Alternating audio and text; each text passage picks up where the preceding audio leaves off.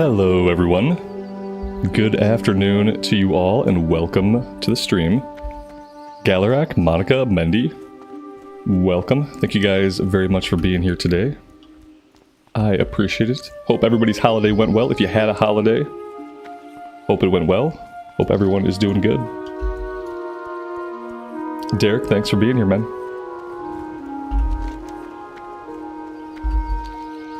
We are headed back into the wetlands today.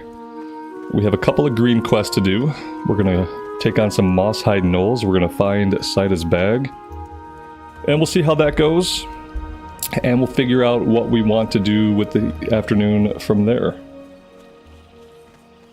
Welshman, good afternoon, buddy. Welcome to the stream.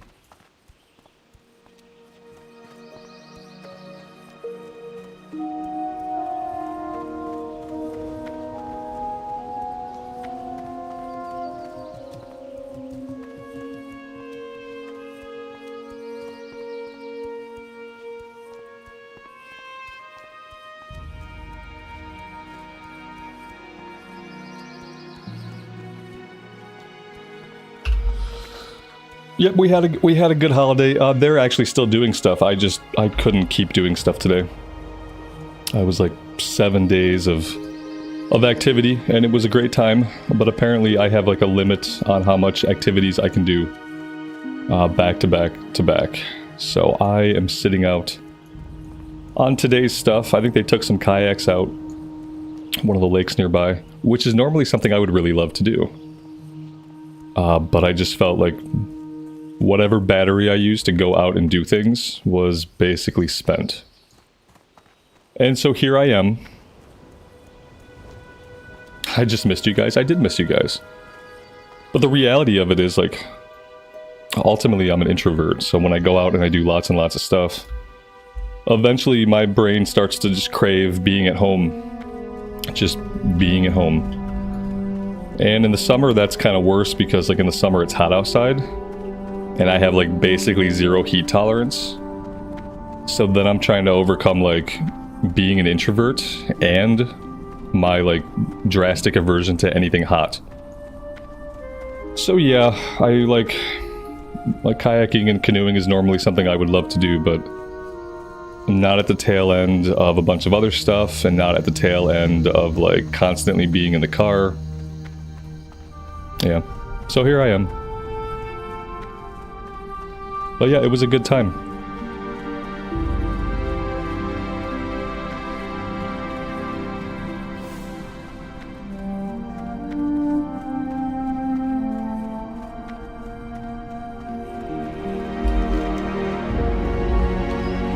Yeah, if it were like September or October and we were doing all this stuff, then I would probably still have some more energy today to go out and do more things.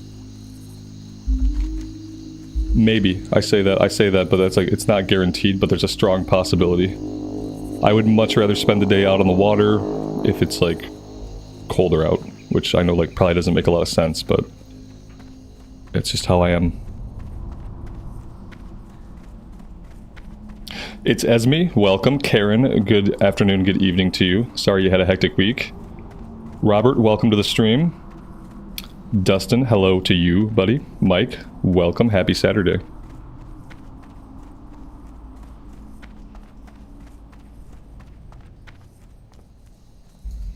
I started down in Loch Modan because I kind of had the idea it would be a shorter run to get us, like, where we want to go into the wetlands, like a shorter run than running all the way from Menethil Harbor, but it might be an equally distant run. I'm not sure if we saved any time doing it this way.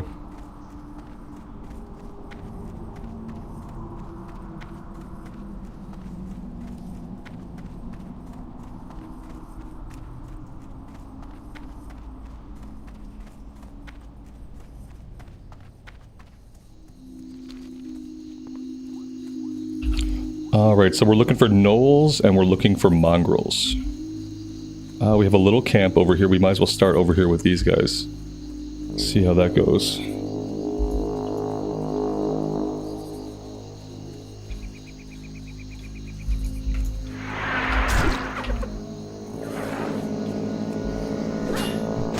Yeah, Fire Mile is a good place to be over in the EU if you're playing Classic Era. They have, I think it's over like 5,000 players on Firemo. The only equivalent server in the US is Whitemane. But I think Whitemane is mainly Alliance. I've been trying to think about finding a place to do some Horde stuff in Classic Era, like play some Horde. But there really, I don't think there is a predominantly, this is like the predominantly Horde server. And you can't have Alliance and Horde on the same server. And I don't think there are any other Classic Era servers that are predominantly Horde that actually have like a big population. And I think Whitemane has a big population, but I think Whitemane is predominantly Alliance. So I don't know when the next time will be that we get to see some Horde side stuff in Classic Era. Might not be for a while.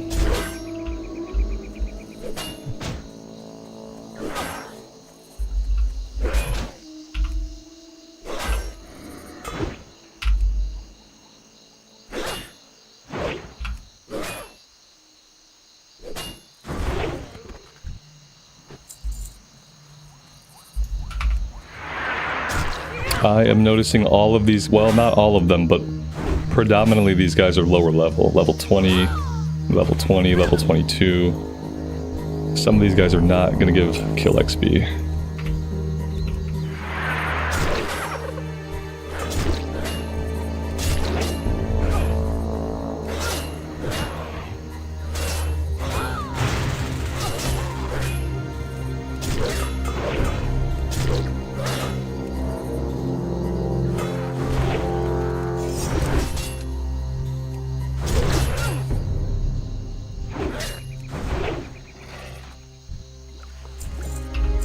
I might not have needed retaliation. Maybe I popped that a little bit. Ah, well, you know what?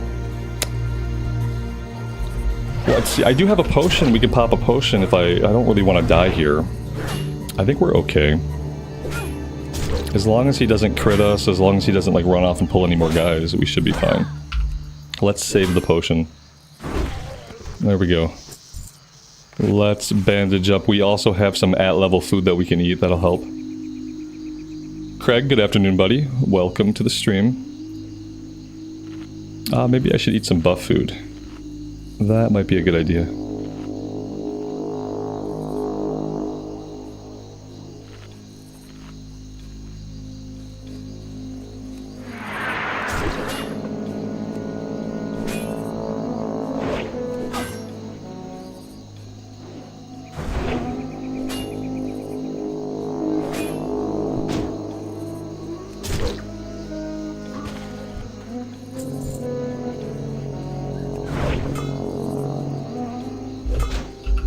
Mr. Chewy, good afternoon to you. Welcome to the stream. Thanks for stopping by.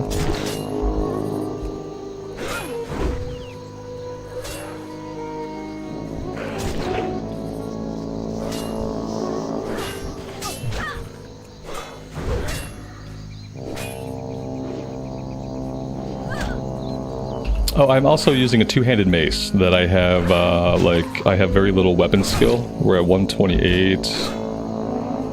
128 out of 140. Okay, that's not bad. It's two-handed axes that we don't have any skill with at all.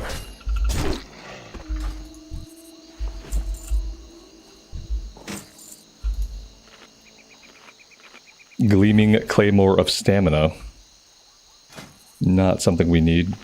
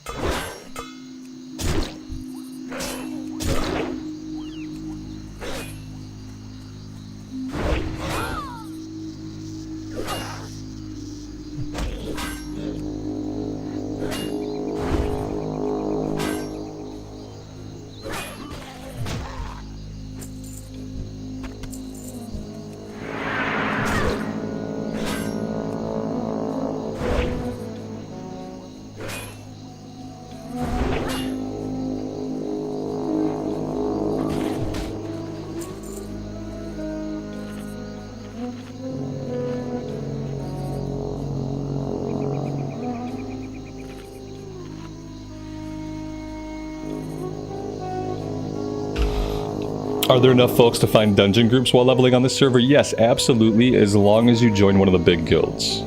There are a few big guilds, Refresh, Refresh 2, and like a couple others, and they're all connected through the Greenwall add-on, which combines the guild chats. And yeah, we've done, we did Dead Mines unsuccessfully. We did BFD successfully. So yeah, you can definitely find groups. We did the Red Ridge Elite quest from looking in guild chat. Like, plenty of people looking for lower level stuff. I saw an Uldaman group go out earlier. But yeah, you really want to join one of the big guilds if you're going to come play on this server. It's probably, you know, especially with like a lack of like looking for group tool and stuff like that.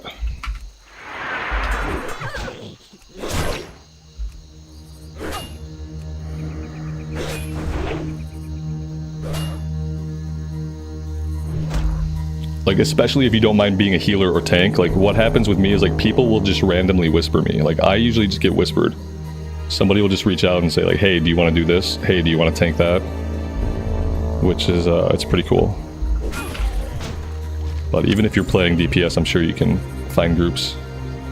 What do we got over here? We got a black slime. We don't need that. We have bruiseweed, which we do need.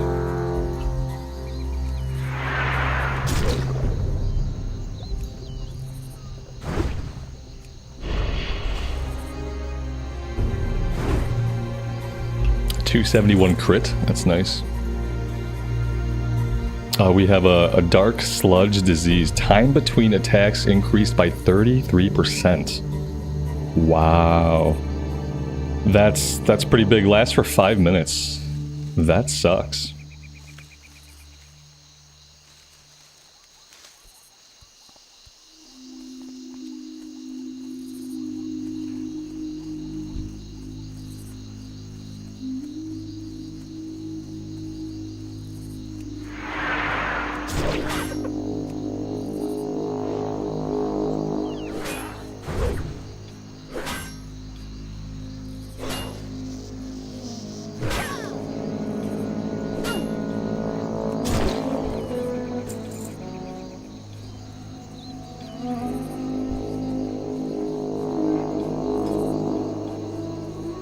There's actually quite a few people here today in the wetlands.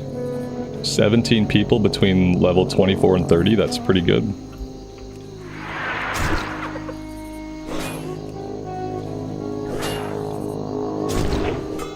.319 crit. That may be the biggest crit so far.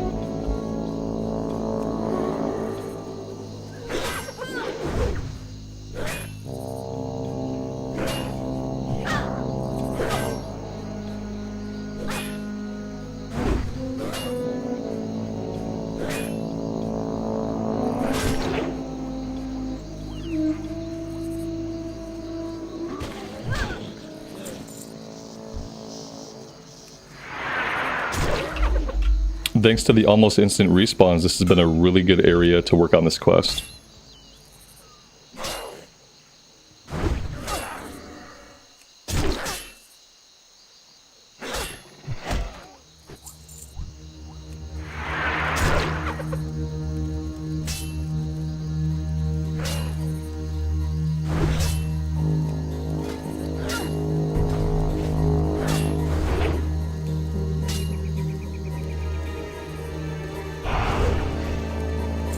Now we got hit with spirit decay. We have 2 diseases now, reducing spirit by 6 for 20 minutes.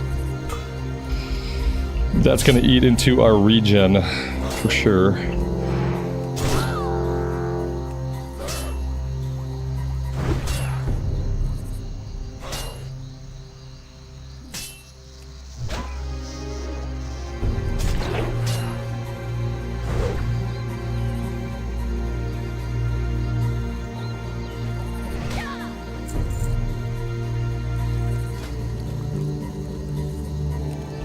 Use their fire to do a little bit of cooking here.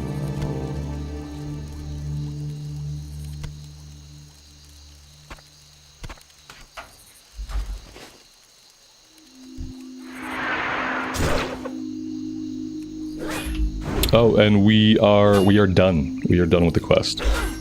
Alright, we'll finish this guy, and then we will head up to this area here. We'll get this one turned in, we'll grab the follow-up, and then we'll probably start farming for Sida's bag.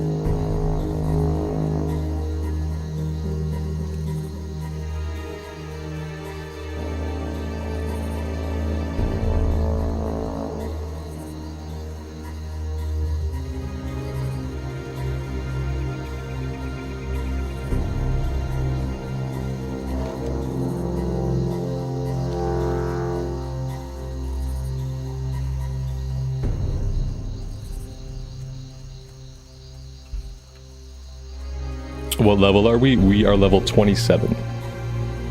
27 and a half.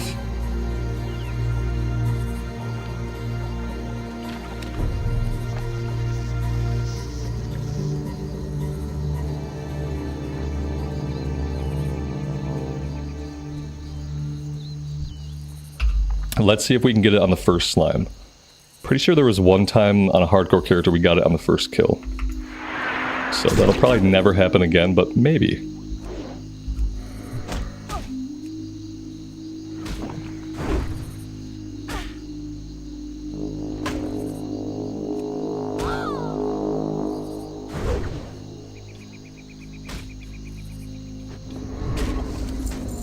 No, not today.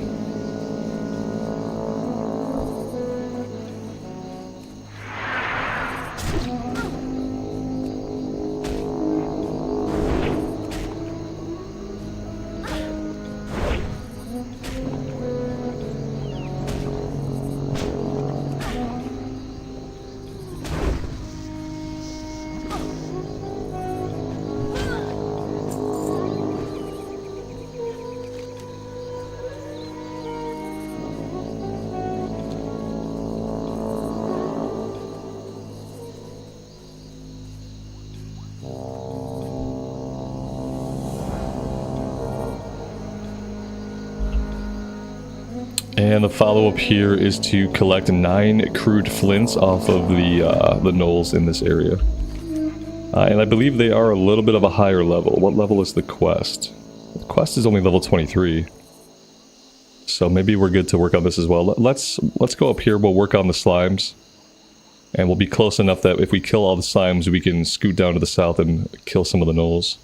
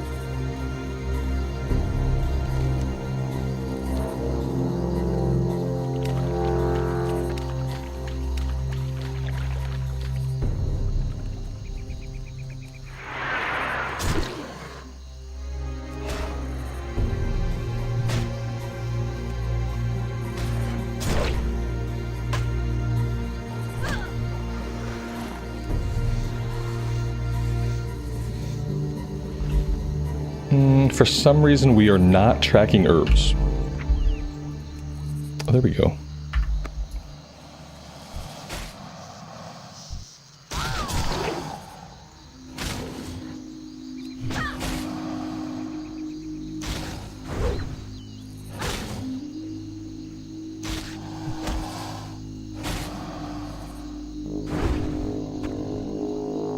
Oh, our inventory's full.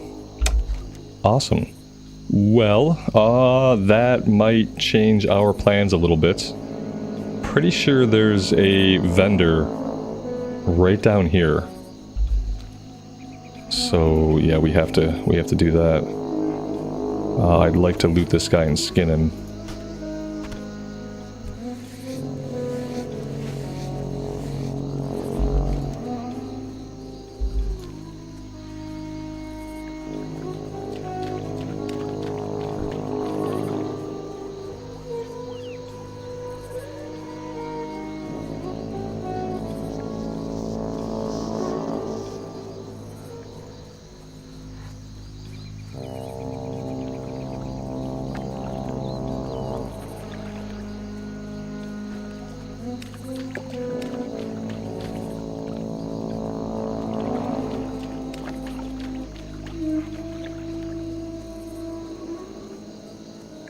Talk to me!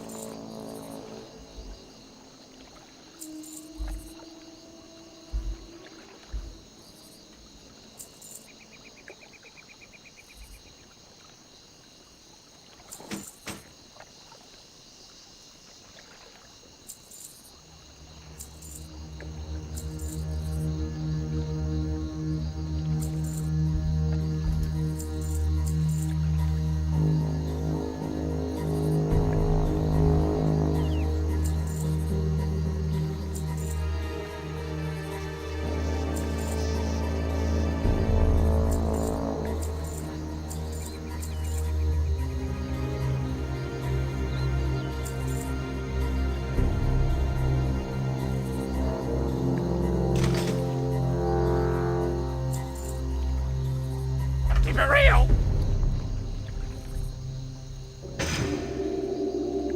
Alright, there we go. Dustin, I'm glad you're digging the recorded series, man. Yep, I'm gonna continue that that paladin for sure.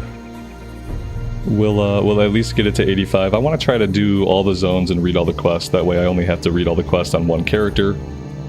And that way, like any other characters that I level in Cataclysm, I know that I've already read all the quests. I don't have to read them again. But we'll see. So far, it's been a pretty good time. The YouTube algorithm does not know what to do with me because it was like, I think it's been like 6 or 7 weeks. It's been a while since I put out any recorded stuff. so the YouTube algorithm is confused.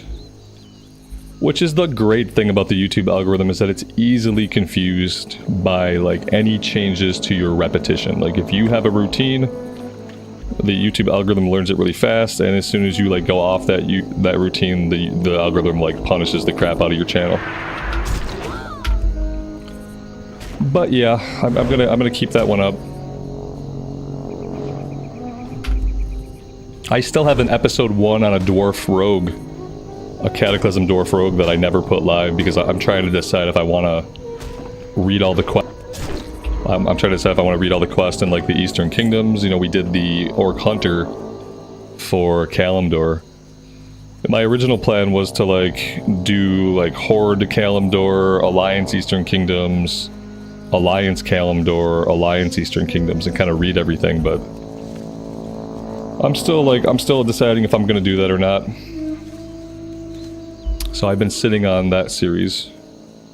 I think I'll do the Paladin one and we'll see how that goes.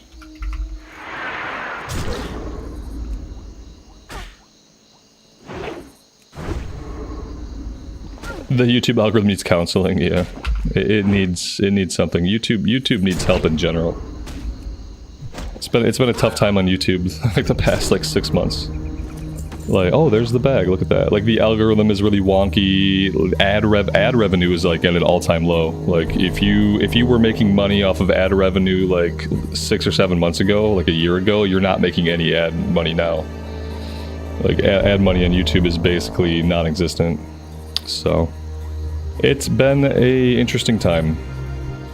Do I need to go down here? No, not really. We got the bag. There's some grave moss I can grab.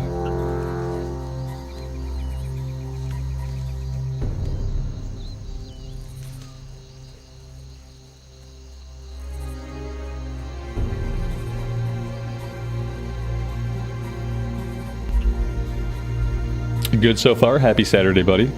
Thanks for being here. Does my son play WoW? My son's 8, so like he's played WoW, and like if I asked him to play WoW with me, I'm sure he would. But he has his own interest, so he's into Pokemon and Minecraft. He's got like a 300-hour Pal World run going on the Xbox. Like he's got his own things going on. But yeah, I'm sure he would play if I like encouraged him to, but I kind of let him make his own choices as to like what games he wants to play. And he's a little bit young for Warcraft anyway, so.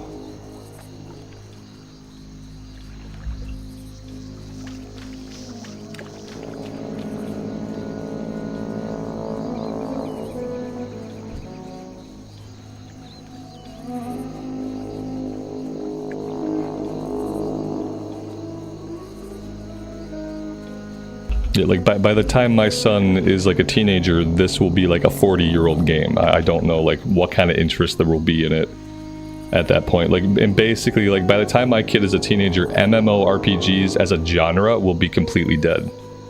It won't be a genre of game that he comes to know about as a kid. Like none of his friends are ever going to play MMOs. Like he's probably not going to get into MMOs, and like that's not his fault. It's completely the industry's fault, and to some extent it's gamers' fault too. Like it's like the people who play MMORPGs, we're kind of at fault as well.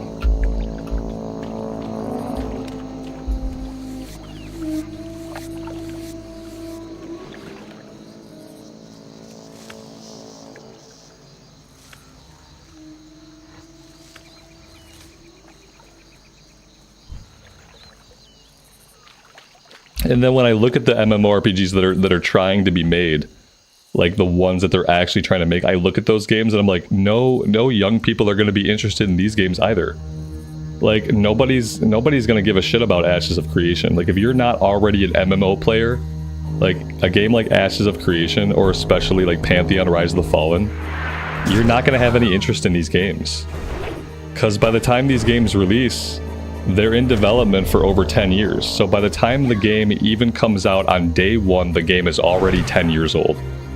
That's the really messed up thing about MMOs, is that like they often take so long to make that by the time the game comes out, everything about the game is already old. And it only like excites like a very niche group of people that want to play old games. Like that's not really a way to grow a genre. And it's really like it's a challenging way to try to grow like a player base for a video game.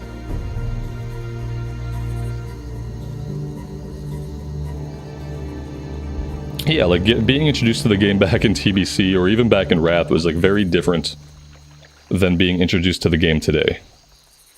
And then also like even if you are a younger gamer and like something about this like interests you, it's so hard to play World of Warcraft today because of all the different ways you can play and because of how different and how spread out the player base is.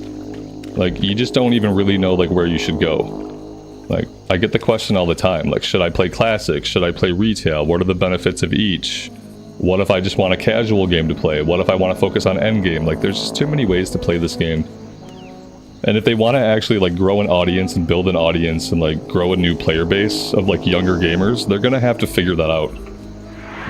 Because the way that they're doing their game right now, it's great right now because it's like they have people jumping through loops and playing every version of the game, but that's not gonna last. And it's also just, it's not gonna grow the player base at all when you have 7 different ways, you have 6 different ways to play WoW right now. You can play WoW Classic Era, you can play WoW Cataclysm, you can play WoW Season of Discovery, you can play WoW Hardcore Classic Era, you can play Mist of Pandaria Remix, you can play Dragonflight. You have like 6 different ways to play the game. Everybody who plays WoW, like any time we're between major releases, like the player base is completely spread out. If you know a friend who plays WoW, like who knows what version of the game they're playing. It's kind of a mess. It's kind of a mess. I do want to make that video. Yeah, I'm just an incredibly lazy person. it would take me 15 minutes. It'd probably take me a half hour. It would take me a half hour to write the script and to record that video, because I've already kind of like stepped through it once on stream. But I'm an incredibly lazy person. Yeah. I should make that video. It'd be really easy for me to do it. I'm probably like in one of the best positions, like as a WoW player, to be able to do it, because I do play all versions of the game and I kind of understand what they all have to offer from like a gameplay perspective. So yeah, like eventually I will.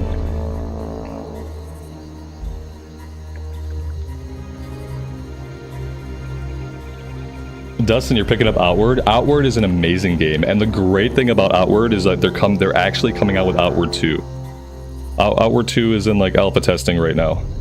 And like for a long time, I didn't think we were going to get any more Outward. Outward was an amazing game that they're unfortunately for them, they're doing the same mistakes they did with Outward 1 with Outward 2. It's like they're not creating any hype about it. They don't have a PR team that seems to do anything. They are not putting the game into early access. Like a lot of games come out into early access and they build hype in early access. They didn't do it with Outward 1. They're not doing it with Outward 2. And like I'm just like worried, like we're gonna get Outward 2, which is great. It seems like it's gonna be an amazing game, but it's gonna be another game that like people miss. It's gonna be another game that goes under the radar for a lot of people. And eventually we're just not gonna have any more games like Outward, because they're just like, they're not doing it right as far as like creating hype. They don't seem to understand how to like create a hype cycle. And unfortunately, the way the market is, like, if you don't create a hype cycle, like, no one's going to come play your game. We're past the point where you can just make a good game and people will flock to it. You have to create hype for it. And if you don't do that, the game's going to just fade away into oblivion.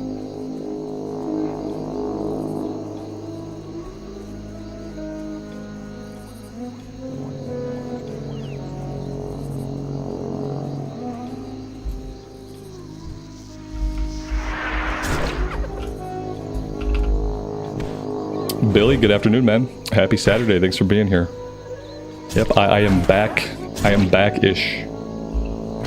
I'm as back as I'm gonna be, I think. Yeah. I'm still kind of like, it's weird to like step away from stuff over like a few days. And then you kind of like, when you're a YouTube creator, you just come back and it's like you're trying to pick up the pieces of like what you left behind. Especially when like I pre-recorded some stuff, but like honestly, like I didn't pre-record enough stuff, so like the amount of content I put out was not really the amount of content that I wanted to put out.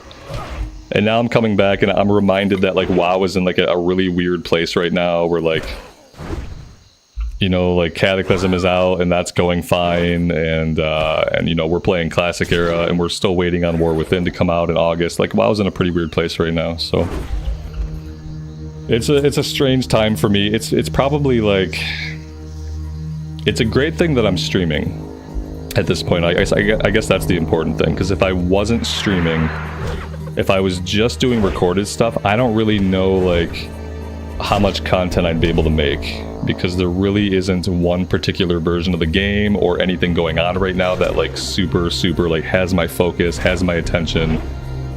I really feel like I'm just waiting to see if War Within is going to be good. I think I've given up on Season of Discovery. My guild has 2 tanks now, and I am not one of those tanks for Cataclysm. So like I'm not really planning to do much more tanking in Cataclysm, because you know they have 2 tanks. My guy is only a tank. He's never going to be anything but a tank, and I don't want to boot like another tank out of the raid just so I can raid. So I'm kind of like at a standstill with Cataclysm endgame. I'm kind of at a standstill with Mythic Plus Dragonflight, because nobody really seems to want to watch me do that, which is understandable. So yeah, we're in kind of a weird place. I'm glad I can play Classic Era, and I'm glad that I can stream, because other than that, I really don't know what I'd be doing right now. And it's kind of the first time since I've been playing WoW on the channel that I haven't had like something that I was super excited to like record and play. Like I'm doing the Paladin stuff for Cataclysm so we can get all the quests read, and that's been okay. And it's just like mainly like academic for me to like read all the quests, to learn some of the Cataclysm lore.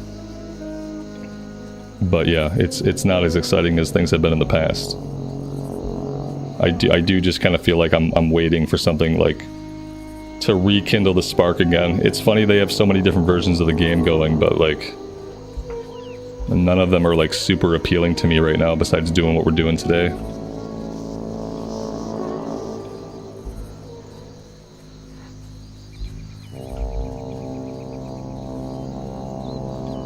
Yeah, you don't know what version, Derek. You want to come back, but you don't know what version to play. Yeah, it's tough, man. Like, I would honestly say right now, like, unless you really want to play classic era, like, just wait until War Within comes out. You got like another month and a half. I would say just wait. I think we're gonna get the pre-patch like sometime in July. I think we're getting the pre-patch like maybe like July 22nd, July 23rd. Maybe the pre-patch will come out. I think that's what people like kind of peg the timeline to be like. So like maybe just come back for the War Within pre-patch and play War Within. Could a private server rekindle a spark? Yeah, though it probably could. Unfortunately, like we've talked about before, I can't play on private servers on the channel. SOD was supposed to scratch that like Classic Plus itch, and like it hasn't.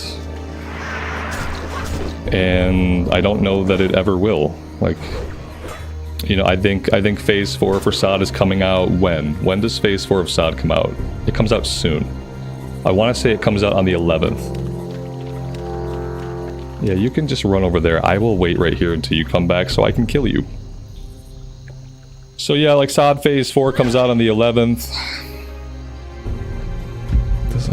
Does anybody care? Do you guys care about SOD Phase 4? I haven't gotten a single item yet, I realize.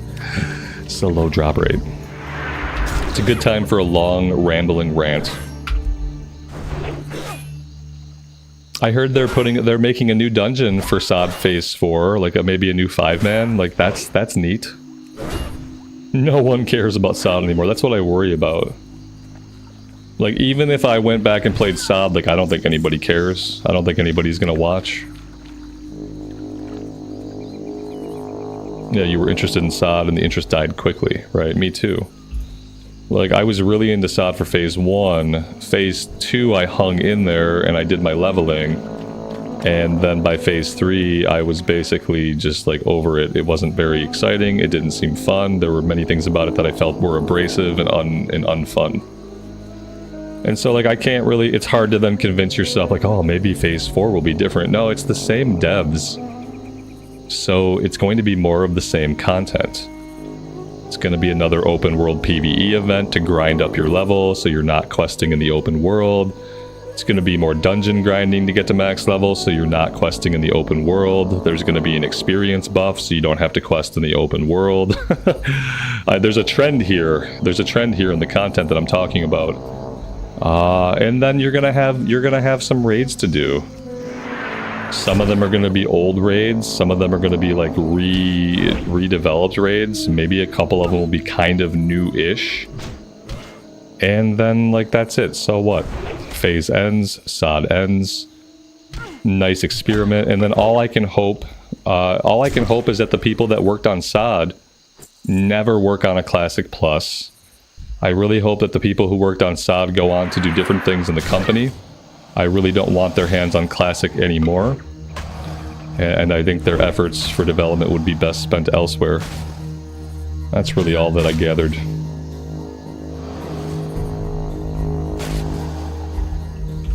Hello, good afternoon, man. I don't know what you're talking about though. You just bounced in here with like some random stuff. WoW 2.0 is going to be an Unreal 5. Like, are you just like trolling me or?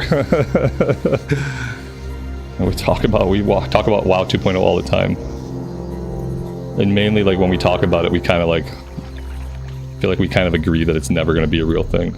Turtle WoW. No, oh, T-WoW. Oh, okay, I see now. I see. I thought that was a typo. Turtle WoW. That makes no sense to me, and I don't know if I can get into that right now.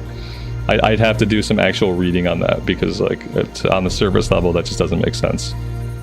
But it doesn't need to. In any way, it doesn't matter. It doesn't, unfortunately, for better or worse, it doesn't affect me at all. They can make Turtle WoW in Unreal 5 and they can make it fully VR. And it could be the best thing ever made. And unfortunately, since it's illegal, and I can't play it. Like it won't affect me. Like it's sad, but it is what it is.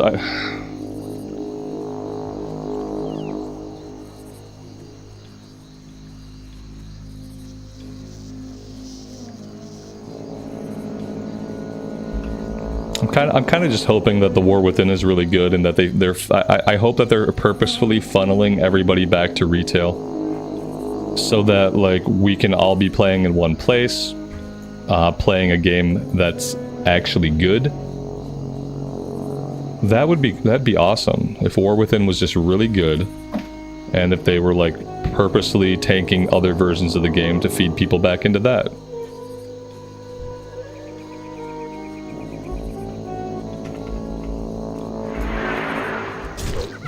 You guys are watching the trailer for Turtle WoW in Unreal 5. Okay, fuck. Let's see. Okay. I'll watch it. I mean, anybody can throw together a cool looking trailer. Turtle WoW 2.0 full trailer. Okay. Oh shit. Oh shit. I'm running away from that. We're just gonna pretend like this never happened. Because yeah, that was just a mistake. Okay, let me get safe over here somewhere. I don't know if there is like safety. Okay, let's pause this. Am I safe? Yes, here we go. I am safe. Let me see. I will switch us over. Give me a second. Boop. Let's take this down. Let's put this up. Okay, Turtle WoW presents. Here we go.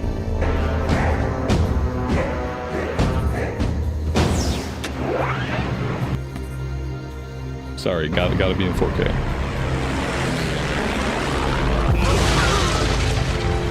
Still clinging to the old ways, eh? I guess it works. Occasionally. But why settle for the technology of the ancients when the future awaits? Welcome to the dawn of the new age, where legacy meets innovation. Here we make the magic happen. With just a sprinkle of ethereal dust and a bit of help from cutting-edge technology, we explore endless possibilities. Doubtful? Well then, see for yourselves. Revitalized for the modern era, Turtle WoW 2.0 now runs smoothly on modern devices, ensuring an immersive and high-performance experience. And for those special few who cherish the original essence or want to try something new, we've got you both covered. Turtle WoW 2.0 offers a choice between the beloved vanilla graphics and enhanced visuals, powered by dynamic shadows. Why doesn't the fucking game already have this? Thanks to the Unreal Engine. Even our Android-loving friends can join in on the fun. What the fuck? Embrace both the How are they getting away with this? Support and groundbreaking modding capabilities. How are they not getting the shit suit out of them? The world like never before. What the fuck? Enhanced with robust anti-cheat measures, Turtle WoW 2.0 renders all previous hacking and botting tools ineffective, guaranteeing a fair and immersive gameplay experience.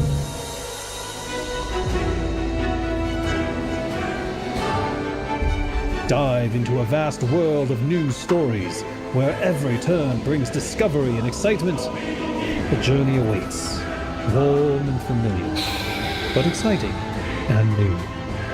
Welcome, one and all. What a fucking pitch. What a fucking pitch.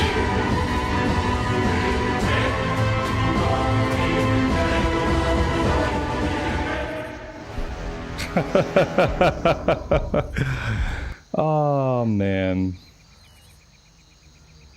What in the actual fuck?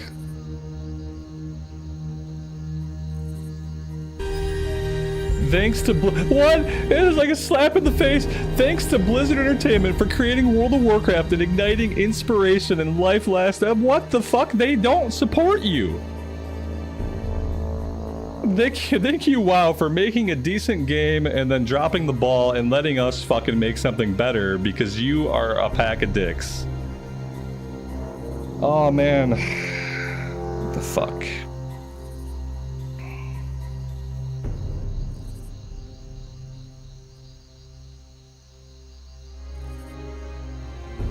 They're in a country where the US laws don't affect them. Unfortunately, as a US citizen, the US laws affect me.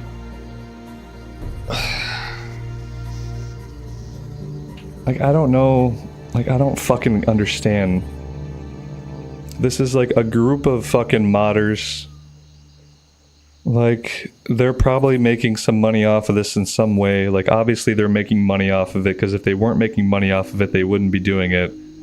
But like, the amount of money they're making off of it, it can't be the amount of money, like the size of a budget would be at Blizzard Entertainment for like their classic team. Like, the budget for their classic team at Blizzard Entertainment has to be bigger than whatever amount of money that these fucking modders are making.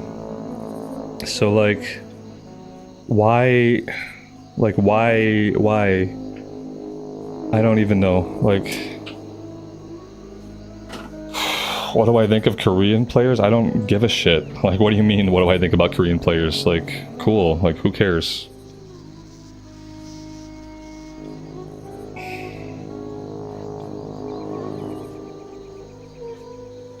Yeah, thank you, Blizzard. For not making things that are nearly as fun for Classic WoW. Thank you, Blizzard, for making horseshit garbage like Season of Discovery. For not understanding anything about what a vanilla player actually wants, needs, desires, or thinks is fun. Thank you guys for that. I appreciate it. Thank you also for not officially supporting the modding community in any way, and for making it so that swaths of vanilla gamers like myself, who would very much love an actual Classic Plus experience created by people who understand Vanilla WoW and have played Vanilla WoW and like Vanilla WoW, thank you for making it so that us law-abiding fucking citizens of the fucking US can't engage in products that look that amazing. Thank you for keeping us hostage in subpar, bug-filled, bot-ridden versions of the game like SOD and Cataclysm Classic. Thank you, Blizzard, so fucking much. Really appreciate it.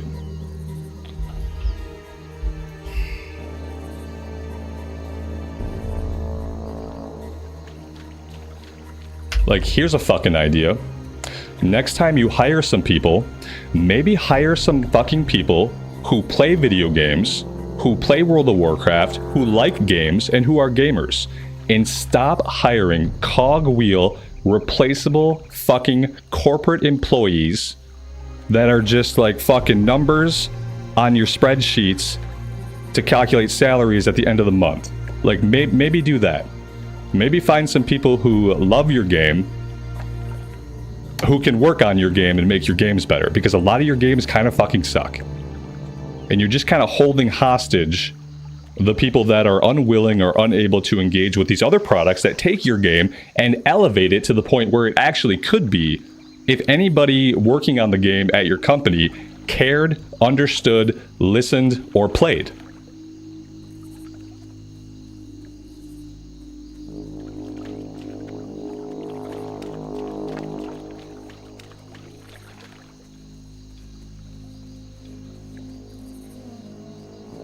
We're gonna play that on my other channel. When that comes out, we're gonna play it on my other channel, and fuck them.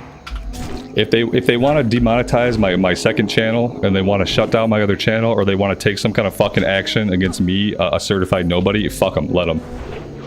We'll play it on my other channel.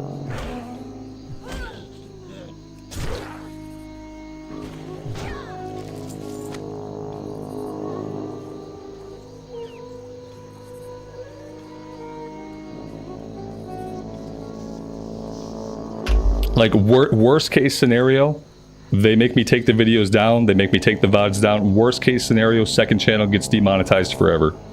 I don't give a fuck anymore.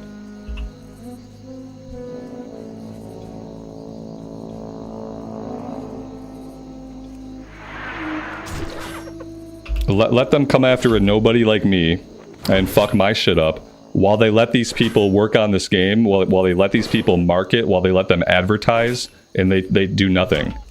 They don't up their own game, and they don't take legal action to shut the shit down. So, like, let them come after someone like me who's just trying to, like, enjoy a fucking version of WoW that I should have at this point. Like, I should have the updated graphics. I should have a Classic Plus. I should have these things. But Blizzard can't seem to hire the people, have the people, put the work in to do any of it. So, like, yeah, fuck it. We'll play it over on Rambles Gaming, and we'll see if it shuts the channel down.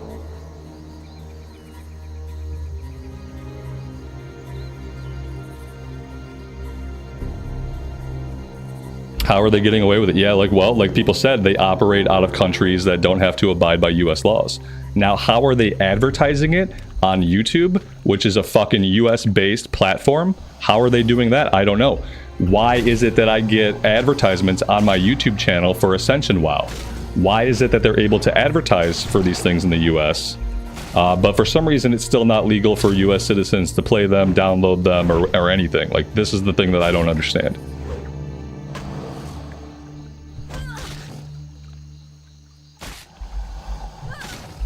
The fact is, Blizz doesn't bother demonetizing channels anymore. Trim Plays gets 100,000 watches per video on Ascension, and it's monetized. Let's see. Trim TRM Plays. Not something I'm familiar with. Let's see.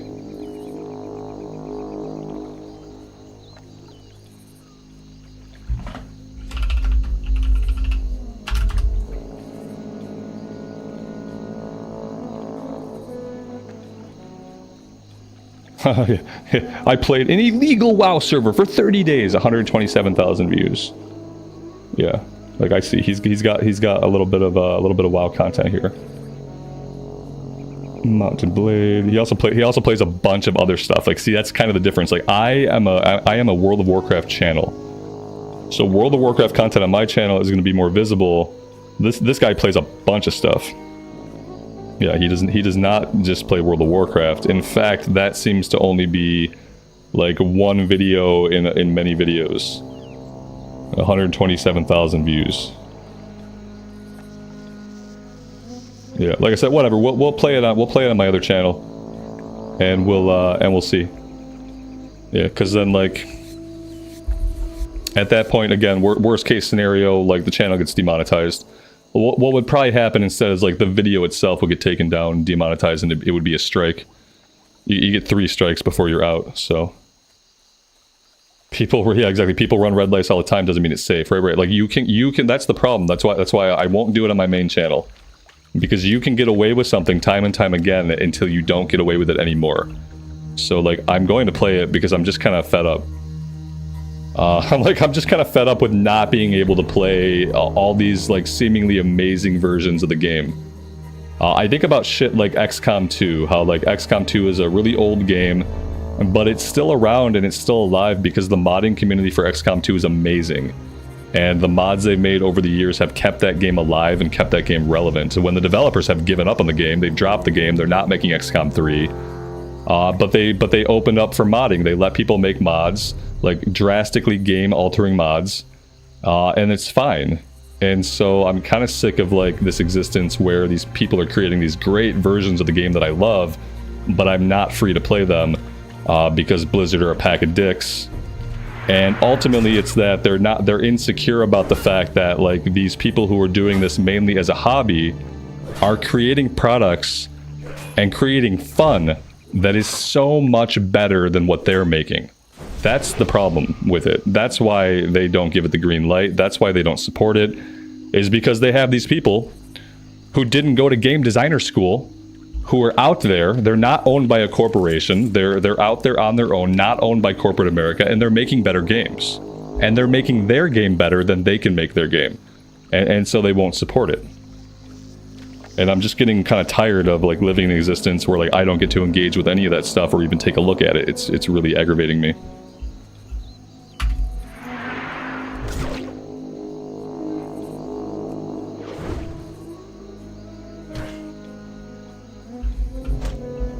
Yeah, exactly. And Blood Moon, good afternoon and welcome. Yeah, they won't take, like, they won't even take inspiration from it. Like, yeah.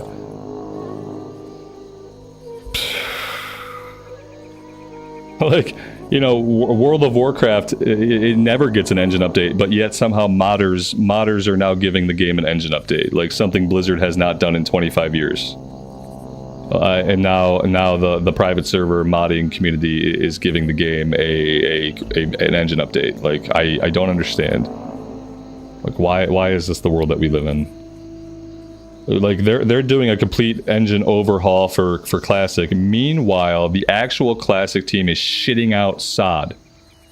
They're just shitting out shitty content in an ill-conceived, non-planned out version of the game. They have no direction. They don't have a fucking clue what they're doing.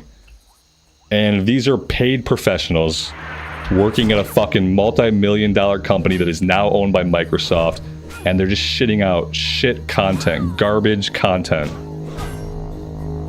Meanwhile, hobbyists are putting the game in a fucking upgraded engine, making it beautiful, making it amazing. Like, I don't understand what the problem is. What the fuck is the problem?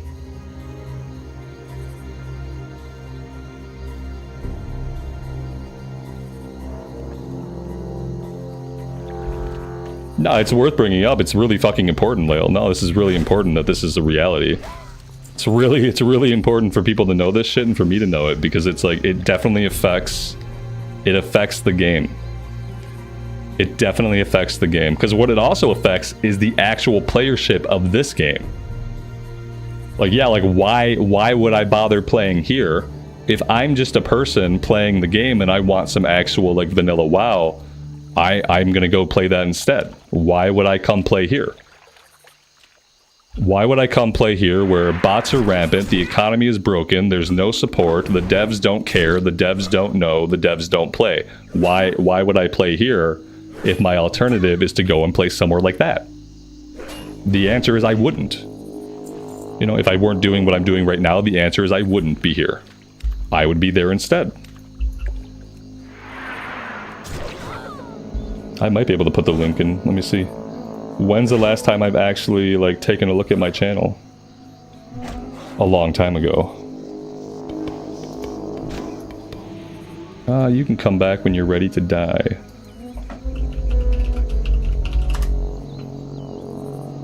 Does my channel still exist? Somewhere. Oh, here it is.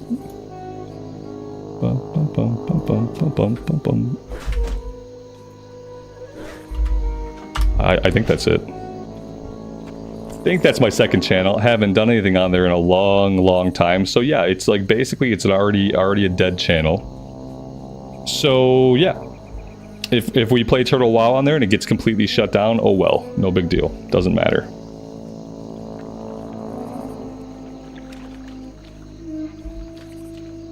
Yeah, because they don't have to. Yeah, why don't they make the game better to a point where people choose over private server? Because they don't have to.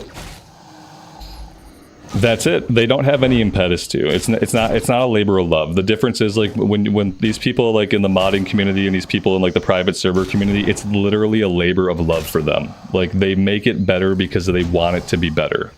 They make it better for themselves, and, like, by doing that, they're making a better place for, like, the players. The difference is, like, Blizzard developers are not people working on a labor of love. Blizzard developers are people who are corporate employees, and some of them probably love their jobs.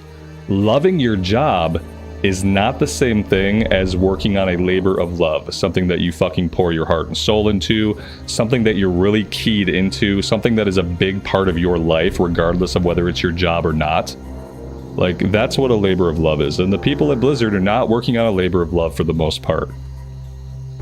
There might be people, like, there at the company who feel that way, but by and large, the average developer who works on this game, like, they are a corporate employee, replaceable by any other corporate employee.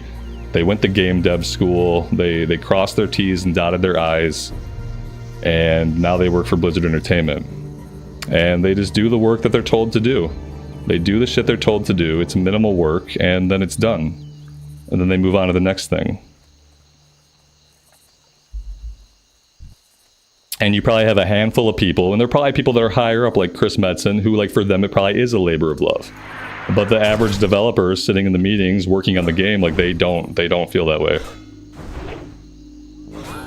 And like I said, a lot of them probably love their job because, let's face it, you're making video games, your job's fucking awesome. But, like, loving your job is not the same as working on a labor of love. It's a whole different level.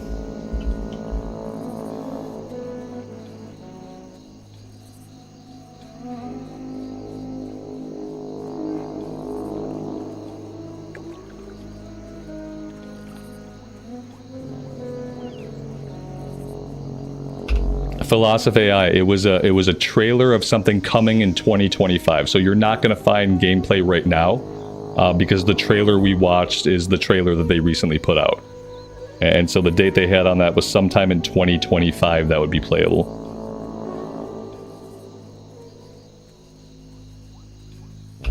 Yeah, one man can't change the entire current state of the game. No, exactly. No, he can't. No, like Blizzard is not like what it was like back in the day when everybody at the top was a lover of the game, when everybody at the top of the company was a player of the game and an enjoyer of games. Like, that's not what the company is anymore. The company has not been that for a long time, and bringing one guy back with a lot of passion and a lot of investment, like, it can help create energy, and it can help like with the direction of the game, but it can't make the game like just amazing on its own. Like, one person does not have the power to do that.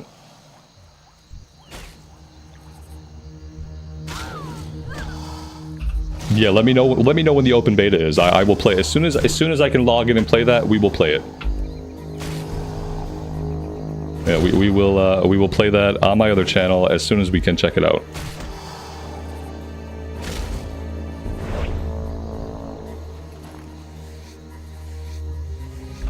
It's hilarious that, like, you know, I see that like on a day when I'm sitting here like, oh man, like, I'm sitting here on a day where I literally feel like I don't have anything to look forward to in Classic anymore. Like, that's like what is that for timing? Like, I'm sitting here, I'm thinking about a Cataclysm, I'm thinking about SOD, and I'm thinking like, what is the actual exciting thing I'm supposed to be looking forward to in Classic? And I can't think of anything. And then I see that, I'm like, oh, okay, this is the exciting thing. It's just not the thing that Blizzard is doing, but but apparently this is the exciting thing for Classic. It's kind of a shame.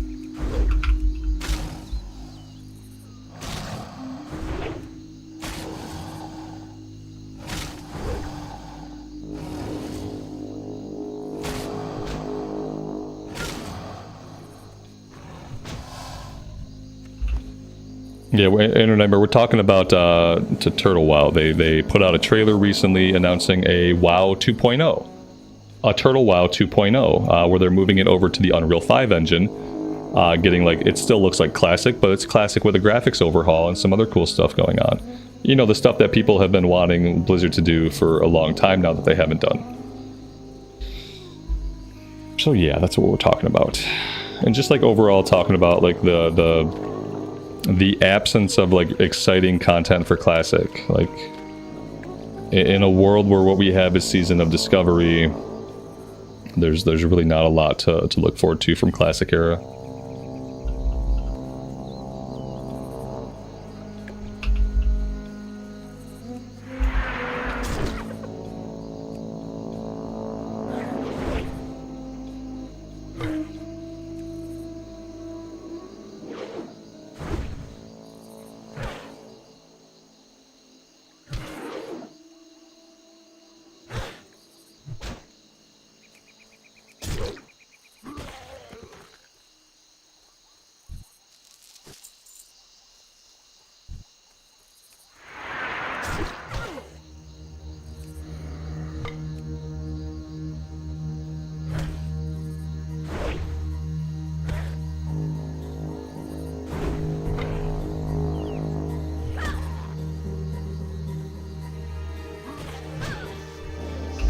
Yeah, like it looks really freaking good. Like just graphically, like the changes to the lighting and stuff look really amazing.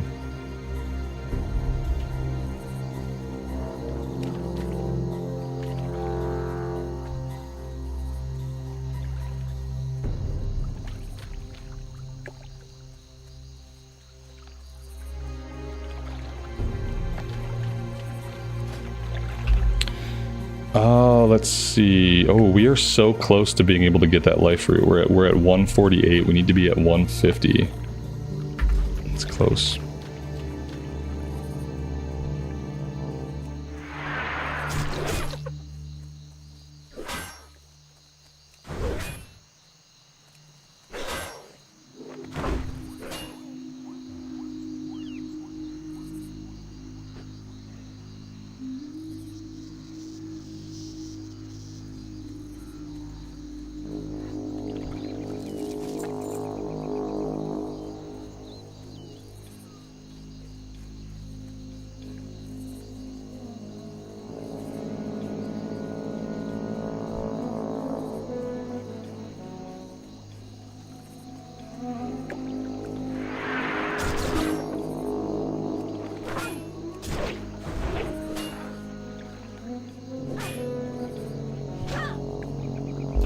What's my opinion on Souls games? Souls games are awesome. I'm just really bad at them. Yeah, I like Souls games. I haven't played one that I've been able to garner any amount of skill with, and I haven't put the time into any of them to like get good. But I like them a lot. Elden Ring is obviously like an amazing game.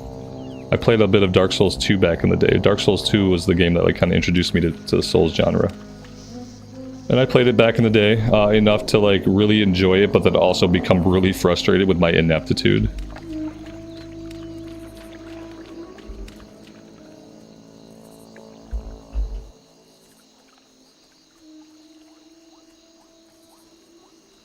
I almost did an Elden Ring playthrough leading up to the DLC. But ultimately I didn't. Ultimately I had to think about the YouTube algorithm and what kind of damage it would do. What kind of damage playing Elden Ring would do to my channel, and like ultimately I decided not to do it. I did a couple of polls to see if people were interested in it, and it seemed like interest was like just kind of like eh. Didn't seem like there was an overwhelming amount of interest for people to watch me play that game, so I didn't bother. Didn't bother with it.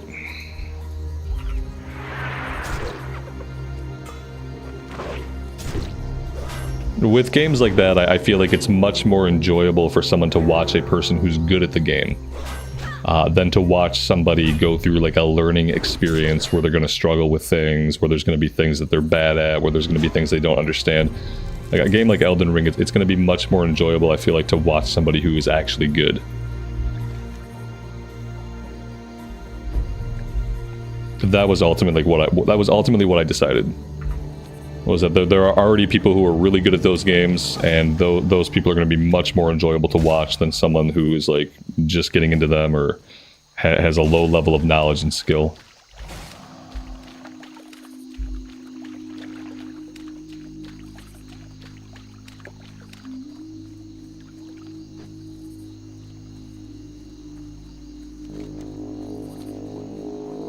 But then again, then there are weeks like this week where I wonder to myself, like, yeah, it would be nice to have something else to play. It would be nice to, in a season where we're getting sod phase 4, where like Cataclysm is not interesting to me, where I'm waiting on the War Within, where we're struggling to get people to come play Vanilla Era on what was a dead server a couple months ago. Like, in this current moment, it would be nice to have something else to play. But ultimately, I have to bow to the YouTube gods.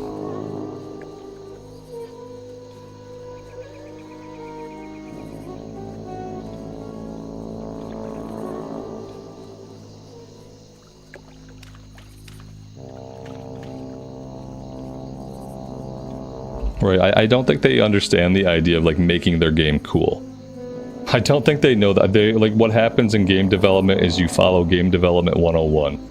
You just put into practice the bullshit that you learned in school.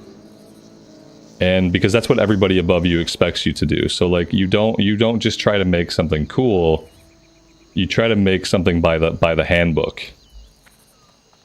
Unfortunately, a lot of things in the handbook run completely contrary to like making stuff cool, making stuff fun, making stuff good. It just seems like they're just following a manual. The game design 101 manual, which has to do with like recycle content, reuse assets wherever you can, recycle content wherever you can.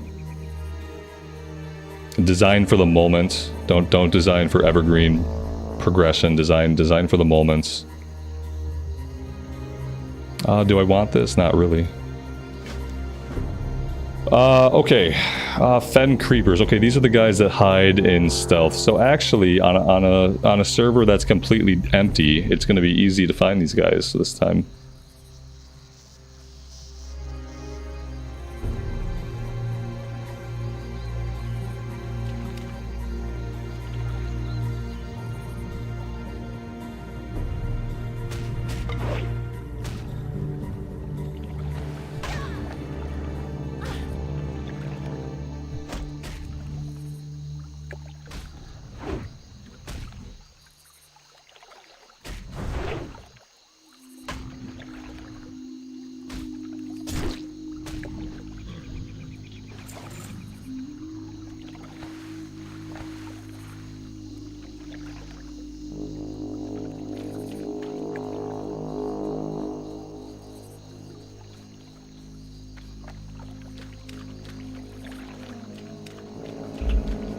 Yeah. The knowledge of a server being empty is very pervasive. Like when you know that a server is kind of empty and the population's kind of low, it's like this insidious voice in the back of your head. And like I don't really know like what causes it or where it comes from, but yeah, especially in World of Warcraft, the idea of like when you're playing on a server or you're playing a version of the game that's not popular, that's not populated, it's this thing in the back of your head that grows and grows and grows over time. And if it doesn't grow, it takes constant effort to squash it down.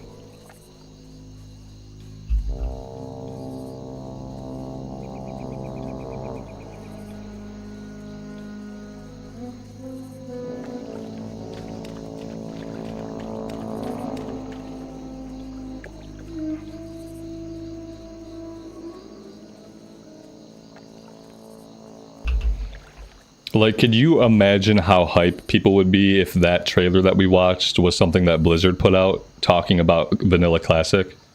Like, if all they were doing was announcing like a fresh start Vanilla Classic realm, and they were showcasing this engine upgrade and showcasing all those things, like even if that's all it was like rediscover Azeroth again. Now like this.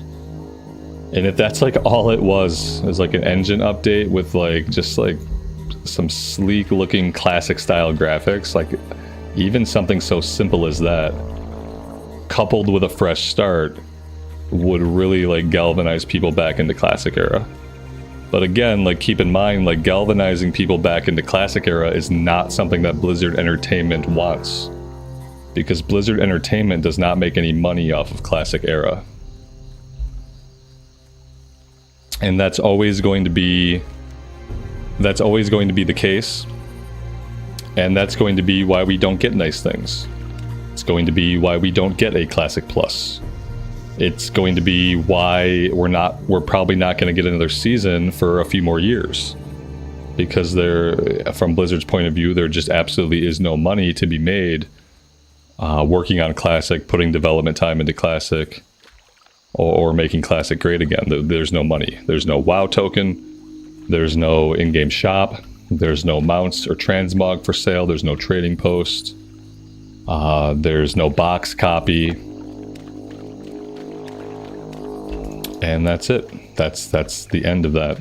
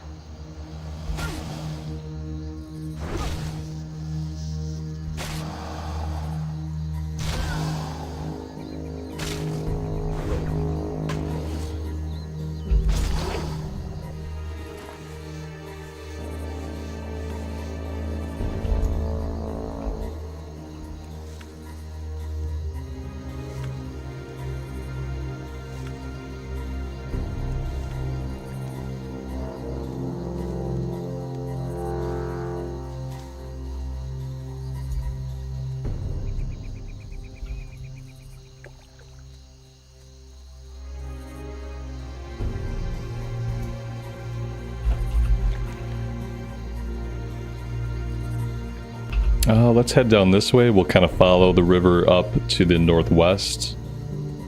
And that should end us right over where the giant crocolisk are at.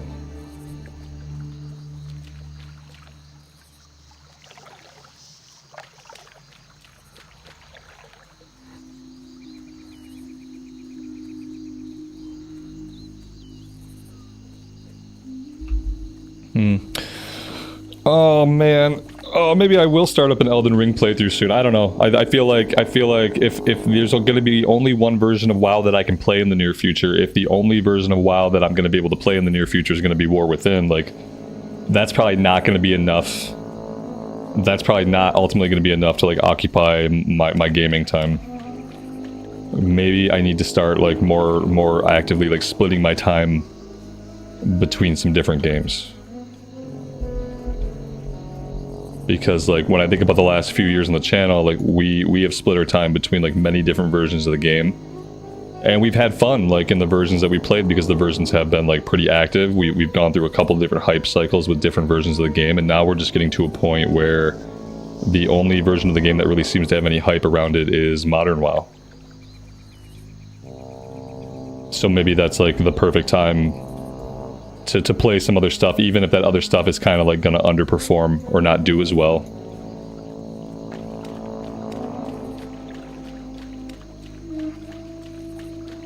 Johnny, good afternoon, man. Welcome to the stream. Thanks for being here. Elden Ring's a great game. Oh, I know it is. I have watched other people play lots and lots of Elden Ring. So, like, I know that it's a great game, and I know that it would be really fun. But yeah, like, I just haven't ever pulled the trigger on it.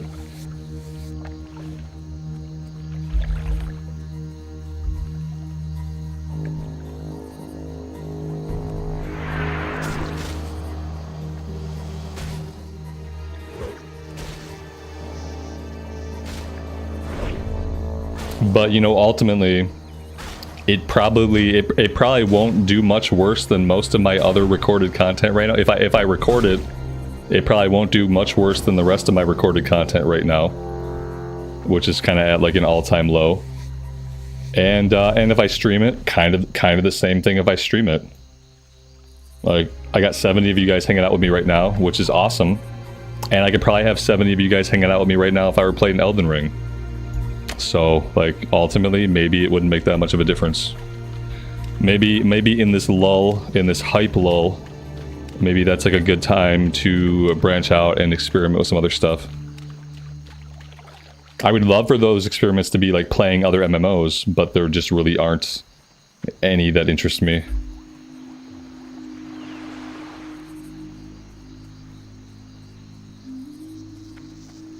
We've tried the ones that are, like, prominent many times. I've given Elden Ring and Guild Wars 2, like, a run for their money many times, and it's never been anything that's really stuck. It hasn't really stuck with me. It doesn't really seem to resonate with you guys.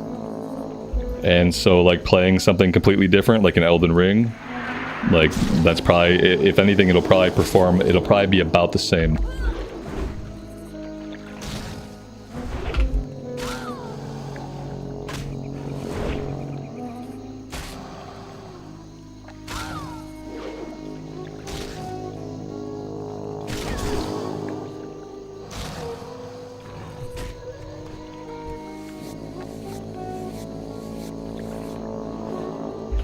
Yeah, I think when War Within comes out, then it'll, you know, things will pick up. But it's like, okay, that's a ways away. And the other thing I understand about World of Warcraft is, like, there's going to be a lot of hype when War Within comes out. Like, that hype is not going to sustain itself.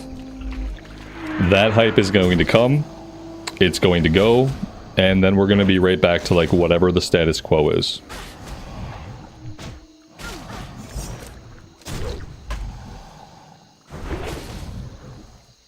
And that's if the game is good. That's if the game is good, and, like, not necessarily that it's good, but that if it makes people happy. Like, that's the thing, is, like, the game can't just be a good game. It has to be a good game, and it has to make WoW players happy. And those two things aren't always the same thing. Like, Dragonflight was a pretty good game, but I don't know if Dragonflight made a lot of WoW fans happy, like, overall. with the story, the art, the direction, like it was a good version of WoW. Like I don't know if it made a lot of people happy though. And so it kind of has to do that. It has to be a good game, fun to play, lots of good systems, lots of good progression, but it also has to make WoW players happy in order for there to continue to be hype about it, in order for there to continue to be excitement about it. Like those two things have to both happen. And yeah, like playing the beta, like all I really know from playing the beta is that questing feels pretty good. That's really like, questing feels pretty good. Delves seem like they're going to be fun to do for solo content. But that's really all I can glean from the beta. Besides those two things, besides the questing feeling better than it did in Dragonflight, and besides Delves being a cool feature, like it feels like I'm playing more Dragonflight, obviously. It just feels like I'm playing modern WoW. It's obviously not like revolutionary or groundbreaking or anything. So, you know, we'll see like how people receive it and what happens in the months after launch.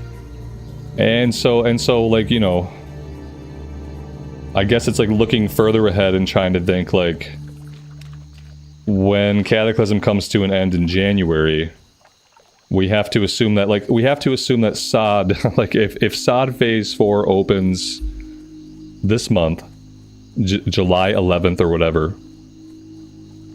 then it's probably going to be dead game by October, November, right? If people play it for July, August, September, if people give it 3 or 4 months, even people who are into SOD, like by that time, like by the November time, like SOD should be dead. After the last phase of content comes out for Cataclysm, like Cataclysm should be dead. And so like what's the WoW plan look like for 2025? We don't have a roadmap yet, so we really don't know, but it would be interesting to kind of know like ahead, like what's the roadmap? Are we just talking about like a bunch of content coming out for War Within, like a bunch of big patches with a bunch of content? Like that could be good if people are really digging the game. If people are like really into it, if the game is really good, people are excited, then like just having War Within content could be okay. But if you look back at this year, we had Hardcore, we had Cataclysm, we had SOD, like when it first came out. We had a lot of things like new that kind of came out throughout this year. 2025 doesn't really seem like it's going to be the same way. 2025 seems like it's probably going to have a modern WoW focus.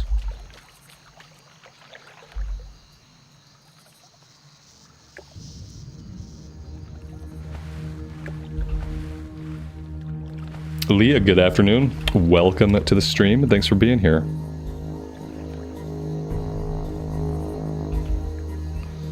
You wish Hardcore lasted longer than it did on the official servers? Yeah, like what? Well, I mean, like the official servers killed Hardcore. That's the important thing to understand.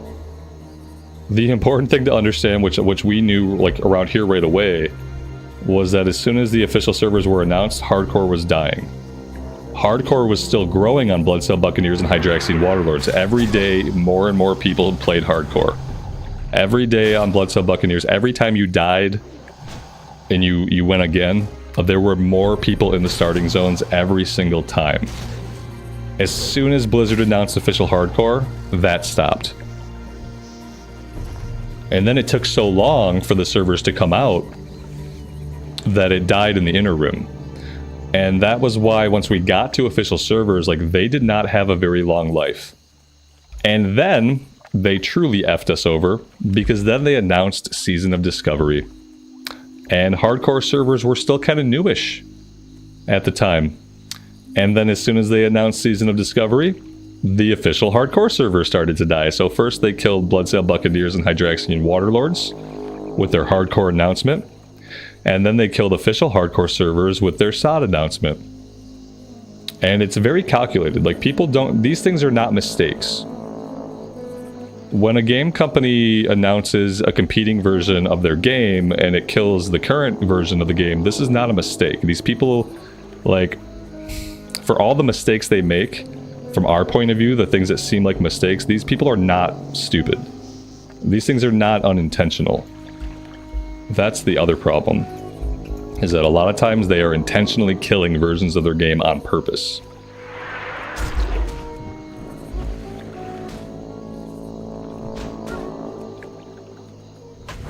Marson, good afternoon, buddy. Yeah, it's good to be back. It was good to be away, though. It was good to be away and spend time with family, and just like have a few days to reset. And like, yeah, now we're back, and we're trying to figure out like what a reset looks like around here. Because there's like, besides vanilla era, there's not really a lot of classic to play.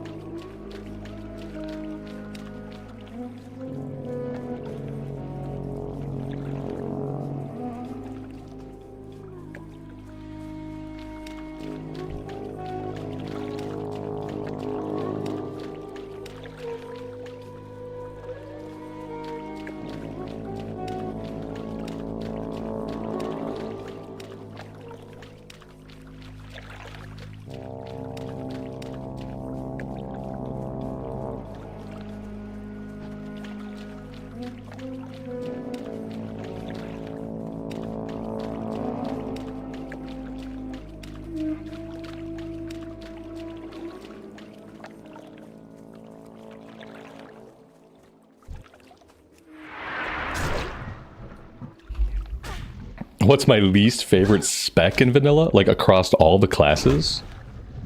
I don't know if I've tried every spec in vanilla. There are like classes that I haven't played a ton of. Like Rogue, I haven't played a ton of Rogue in Classic era. Like of all the specs that I've played, it's easier to talk about classes. I guess like Balanced Druid. Balanced Druid. For the 10 levels that I had to do it. Caster Druid's probably like the least enjoyable thing. Mainly just because all you're doing is spamming Wrath, and but you're also running out of mana all the time. It's kind of tough. I don't know if eventually it gets better or not.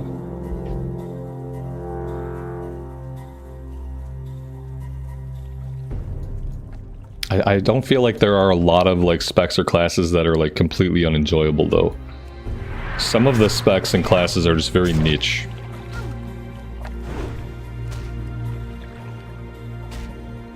I've been really fiending to play some classic vanilla shaman. I've been really like wanting that.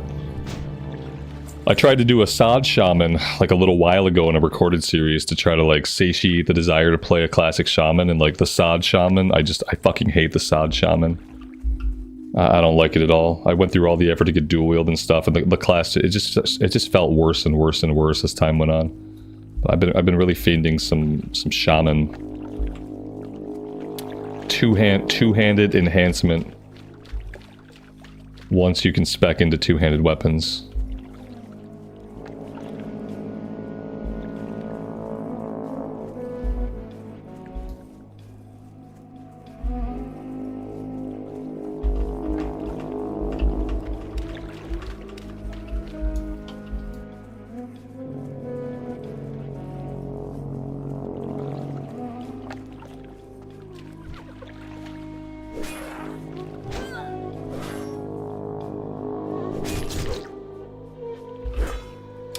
So let me ask you guys like some questions. Like some of you have played Turtle WoW. Some of you have like a little bit of knowledge on how it works. And so like, are there a lot of class changes in Turtle WoW? Have they drastically changed the classes? Have they added abilities and stuff like that? Have they done like spec rebalancing? Like what is the extent of the class changes in Turtle WoW today? For anybody who knows. I'm assuming that maybe some of you guys here have played.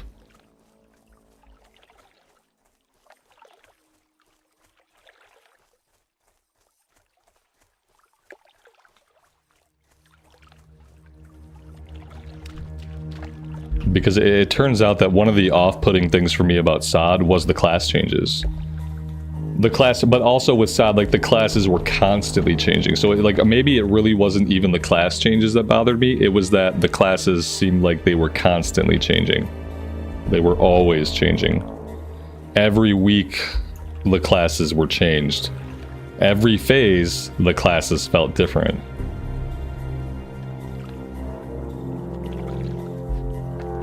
Leah, you haven't noticed anything, but there are some nice additions. Like additions? Yeah, well, what started this conversation is we watched the trailer today, and you've probably already seen it. We watched the trailer for Turtle WoW 2.0. And if you haven't seen this trailer, you should go check out the trailer. Yeah, like if any of you guys are classic era fans, I say this to you guys because like I'm kind of turning a corner on this whole private server thing because I'm incredibly frustrated with SOD. I'm incredibly frustrated with the state of classic overall. And so when I see these modders, like this private server community doing such amazing work, it's incredibly frustrating, and it feels like I'm not doing a proper job of like being honest if I don't like direct you guys to go look at this. So yeah, if you haven't seen the trailer for Turtle WoW 2.0, you should go check it out. It seems really, really freaking cool. For some reason, on a scale of cool that Blizzard, a multi-billion-dollar company, they can't even achieve the level of cool. So yeah, that's why we're talking about this. Yeah, vanilla with some additional content. Right. Yeah, go check it out. Because eventually, like, if not before then, whenever this revamp comes out, we're gonna check it out on my other channel. I have a fledgling little channel called Rambles Gaming. I created it with the idea that I would do like offshoot stuff, just random stuff on it, and then I just kind of lost track of time. I don't have time to play like any more than I currently play, so the channel is just kind of sitting there. So the idea is like I'm probably going to check out Turtle WoW, and I'm probably going to do it on my other channel. That way, if Blizzard or anybody wants to lay the hammer down, they do it on the other channel and not on this channel. And it's like, I hate, like, it's coming from a place where I'm just feeling really let down with where Classic is at, like with what Classic has become. I'm feeling really let down at like the just the complete lack of support it feels like Classic gets from Blizzard. Season of Discovery has nothing to do with Classic. Season of Discovery has nothing to do with Classic style gameplay.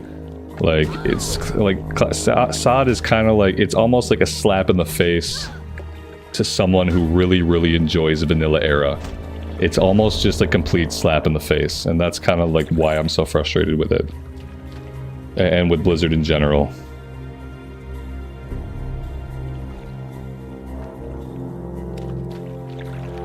They have high elves. Turtle WoW has high elves. I just can't. I can't with this. Okay. Okay, it's gonna be fine. We might have a stream as early as sometime this week where I check out existing Turtle WoW on my other channel. So if you guys are interested in that at all, like, here is my other channel.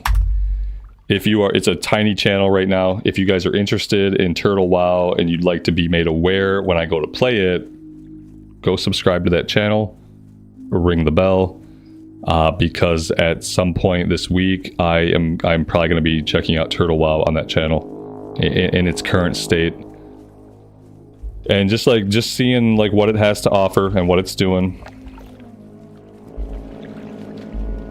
And I can't do it on this channel right now because I'm too paranoid. The legalities of streaming it and the legalities of making content on it are very ambiguous to me. I don't have a lawyer and I am not a lawyer, so like I'm gonna do it on my other channel just in case anything weird happens. And then once I see what, if any, ramifications there are, then like maybe there's a day when I play it on the main channel a little bit. But I think especially in the beginning, I'm gonna have to check it out over there where it's like a little bit safer for me.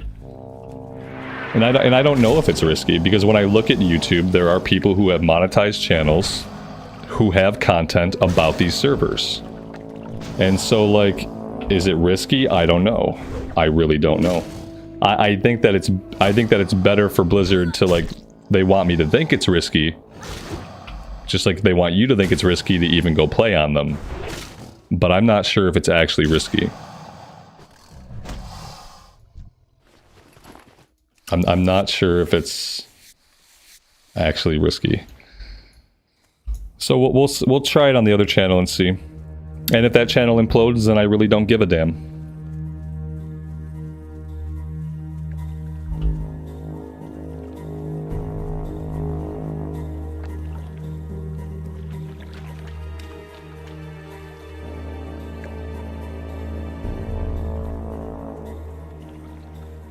Yeah, and I would happily pay Blizzard more money to be able to be upfront and do it outright, but they won't support the modding community, they won't support the private server population, and so there is no way for me to give them additional money to do it like by the book, you know?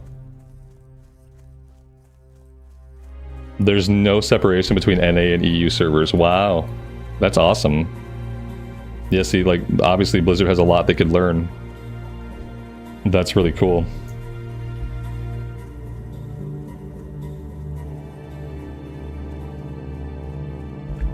And yeah, I'm probably gonna check it out in my spare time. Like I'm gonna download it. I'm gonna make an account. I'm gonna log in. I'm gonna putz around a little bit, and I'm just gonna see. And then if I get in, everything's functioning. It seems fine. Then we'll have a day sometime soon where we stream it. We check it out.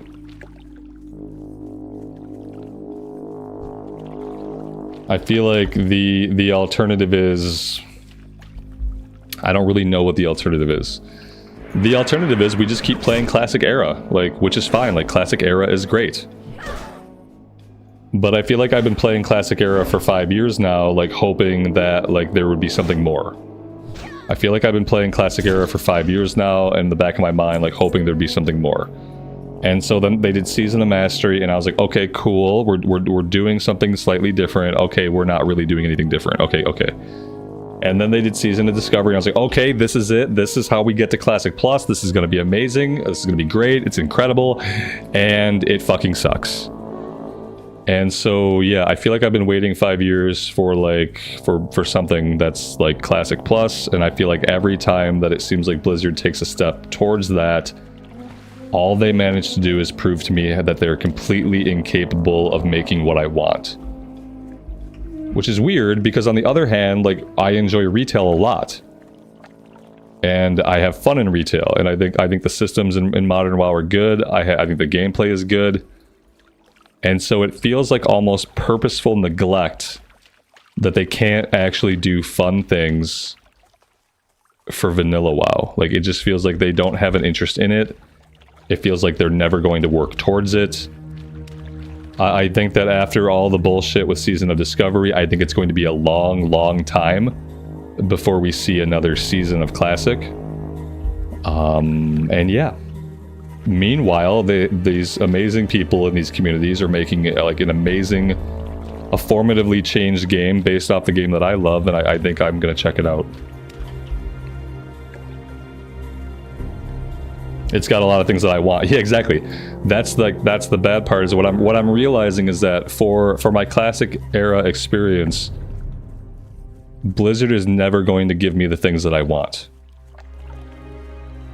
And I don't know if it's because the number of people that want these things is very limited, or if it's simply that they can't find a way to monetize it enough.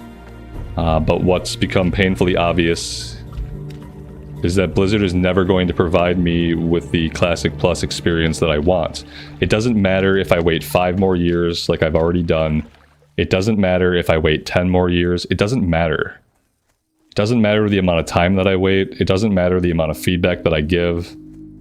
Meanwhile, people are already making the game that I want to play. Yeah, that's it. Meanwhile, people are already making the game I want to play. And maybe that fact alone is the reason why Blizzard never will. Maybe the fact that people are already doing it. Maybe that alone is the reason why Blizzard never will.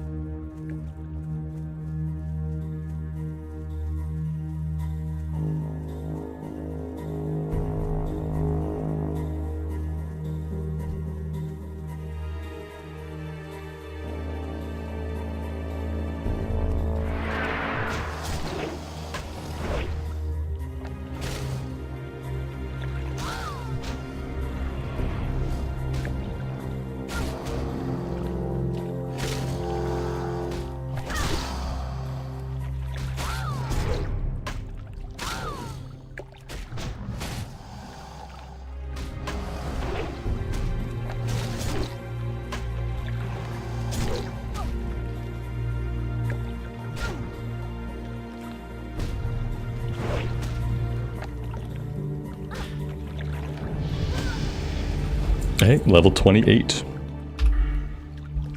Let's see. We are going to keep going into two-hand weapon spec.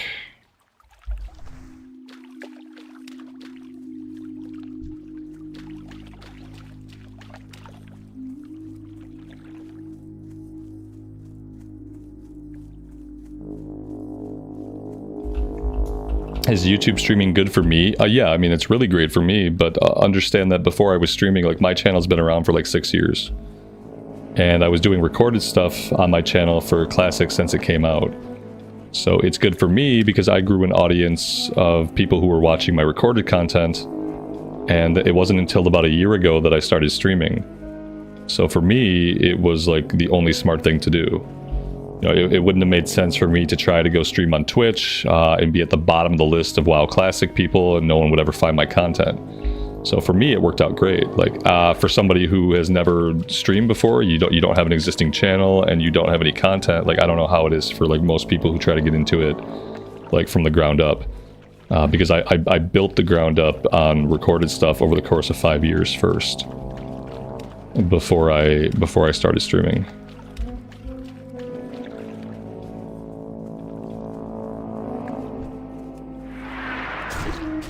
Yeah, so it works for me, and there's things that I like about it more than the idea of streaming on Twitch. On Twitch, you are capped in like 1080, I think.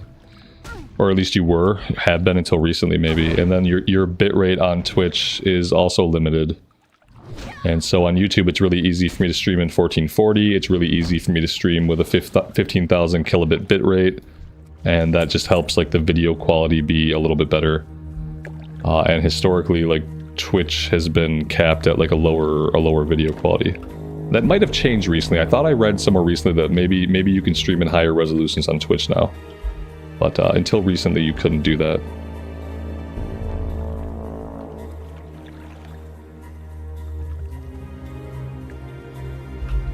Alright, hey, we are done with that one. That's awesome. Let's run all the way back out to the Green Warden, and we'll get this one turned in. And then we actually... Well, maybe how do we want to do this? Maybe I want to head back to town first. Turn in this stuff, and that either way it's going to be a really long run no matter how we do it.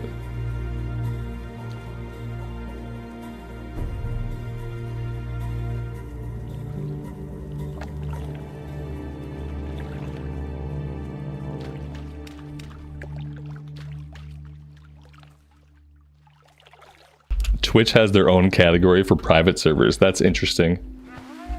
It's interesting to have a category for a version of a game that's not legally supposed to exist. I doubt that YouTube has a category for it. I don't think that they would. It's interesting. Lael, enjoy, man. Thanks for being here and hanging out. I appreciate it. We'll see you next time.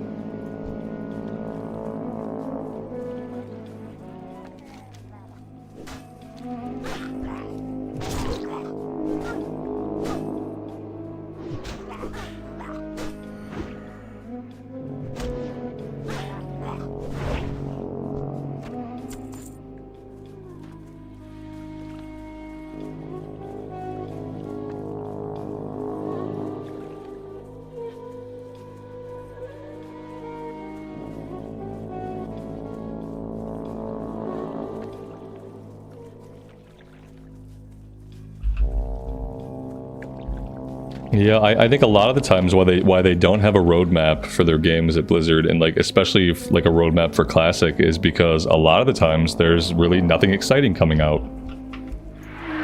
I think you will see a roadmap for retail, and when there was a lot of stuff coming out for Classic, they did have a roadmap. Like they put out a roadmap around the time that hardcore servers came out. They had a roadmap. Because that was a period of time when there was actually like a lot of new stuff coming out for Classic and new stuff coming out for retail.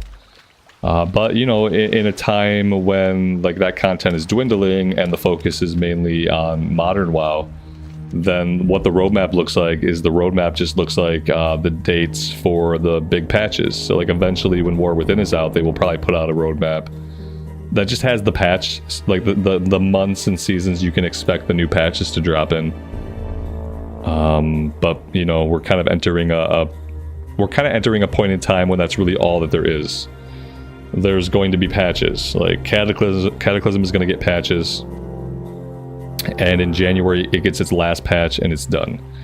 Sod's going to get Phase 4, and like maybe it gets some endgame stuff after that in a patch, and then it's going to be done.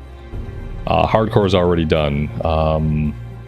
Yeah, so there's, you know, it's like, it's great to have a roadmap when like you have lots of really cool stuff coming out that's like new and exciting.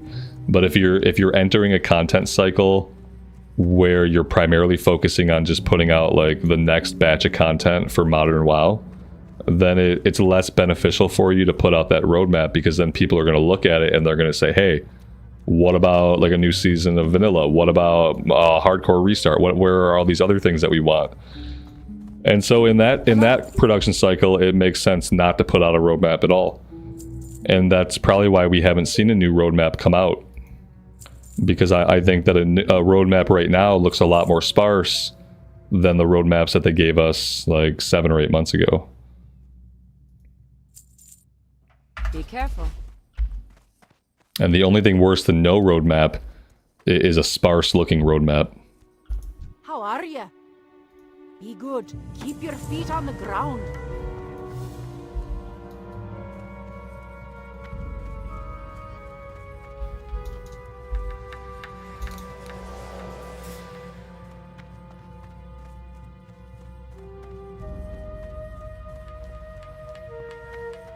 And the only, like, the biggest expectation I had for SOD was that it would feel like classic. Like, that was really like my only big overarching like expectation. Well met. Was that playing through like the phases would feel like classic in some way. Light bless you. And that was the very first thing they changed. Like right after phase 1 ended, playing the game it no longer felt like a classic journey. But besides that, like, I didn't have a lot of expectations. I thought like, okay, cool, some class changes, that's awesome.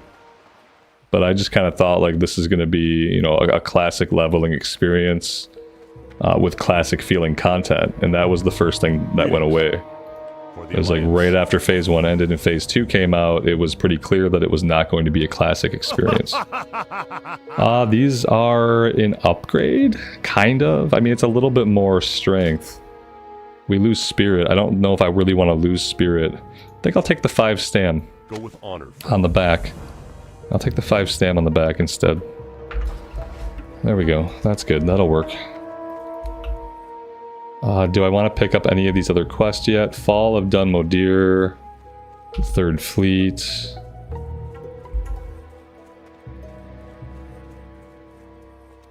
When they announced the next 3 expansions, you were like, thanks, you just saved me a lot of money. That's funny. Yeah, announcing content that far ahead is always a big risk. Yeah, like, I still don't know what I think about them announcing. I think that was a desperate effort to just make people have this sense like, hey, Metzen's back. WoW is going to feel like WoW again. Look, we know exactly where WoW is going and where the future is. I think like they took a risk. But I can definitely see how like announcing your next 3 expansions all at once is kind of like a net negative for the hype cycle.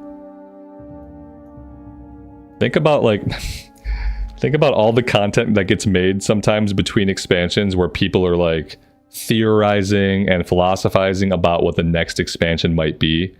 You know, like so much YouTube content gets made where like the creators are just kind of talking about or trying to figure out like what the next expansion has in store, where the story takes us.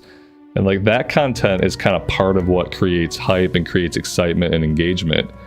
And when you just like release your plan for the next like 6 years, I think you negate a lot of that.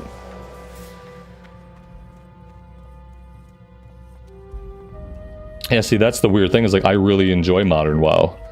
Like I enjoy Modern WoW. I like the direction that it goes in. I like the systems. I like M+. I like the new delves. Like I like a lot of stuff in Modern WoW. What I need them to do is to make a version of Classic WoW that I like as much. Like that's really what I'm missing. Like I'm missing a version of Classic WoW that I can like as much as Modern WoW. Like not for the same reasons that I want to like Classic WoW for classic reasons. In the same sense that I like Modern WoW for modern reasons. I like the newer classes. I like the button rotations. I like Mythic Plus. And so like that's what they're missing. They're missing a version of Classic that has classic things about it that I like as much as I like the modern things about Modern WoW. Metzen can't save it on his own. No, it's like it's impossible for one person to revitalize a game. Now he can steer it in a better direction. But if the people that he's working with, like if they don't feel that same sense of direction that he feels, then you're not going to get a congruent feeling game. You're going to get a game where like the story, the lore, the setting are still going to kind of feel all over the place. And like I don't think we're not ever going to leave the Disney Pixar era of WoW behind. Like if that's something that you don't like about Modern WoW, how like a lot of it feels like a cartoon, like we're not going to probably ever leave that behind. Regardless of Metzen being back, because there's too many developers at Blizzard who like that's the game that they're making that game. Yeah, so now I'll play Turtle WoW for my, yeah, exactly. Well, that's kind of like the realization that we came to. So people are already making the vanilla game that I want to play, The problem is that Blizzard's not the one making it. Other people are making it. And so like my only recourse is like I can keep playing vanilla era, and I will. But if I want vanilla plus changes, I can't just keep waiting on Blizz to do it, because all they keep showing me is that they're not going to do it. And that when they try to do it, they're not going to do it right. See all the phases of SOD so far. So yeah, we're in like a really strange spot. Oh, how populated are the Turtle WoW servers? I don't know. That's a good question. I wonder if they release any stats on how populated their servers are, because I literally have no idea. I guess I could make the run out to the Green Warden while I'm just like standing here talking. That would be a useful thing to do. The problem, like for Turtle WoW, I'm sure they only have one server, and that's going to be like the big difference. Is it feels like everyone plays on the same server, which is how it should be. And if everyone plays on the same server, then you're always going to have some kind of population. It's when you start splitting people up that you run into problems where certain servers are underpopulated and certain servers are empty and certain servers are thriving. Around 5,000 people, and that's a big amount of people. Like only a couple of the biggest classic servers have 5,000 people. And keep in mind, like for retail WoW, server size doesn't matter. Because if you're playing modern WoW, then like a lot of the content you're doing is cross-server anyway. Like when you're looking for Mythic Plus, when you're doing LFR, even now like when you're in a guild. A lot of things are cross-server, cross-faction, so it matters a lot less.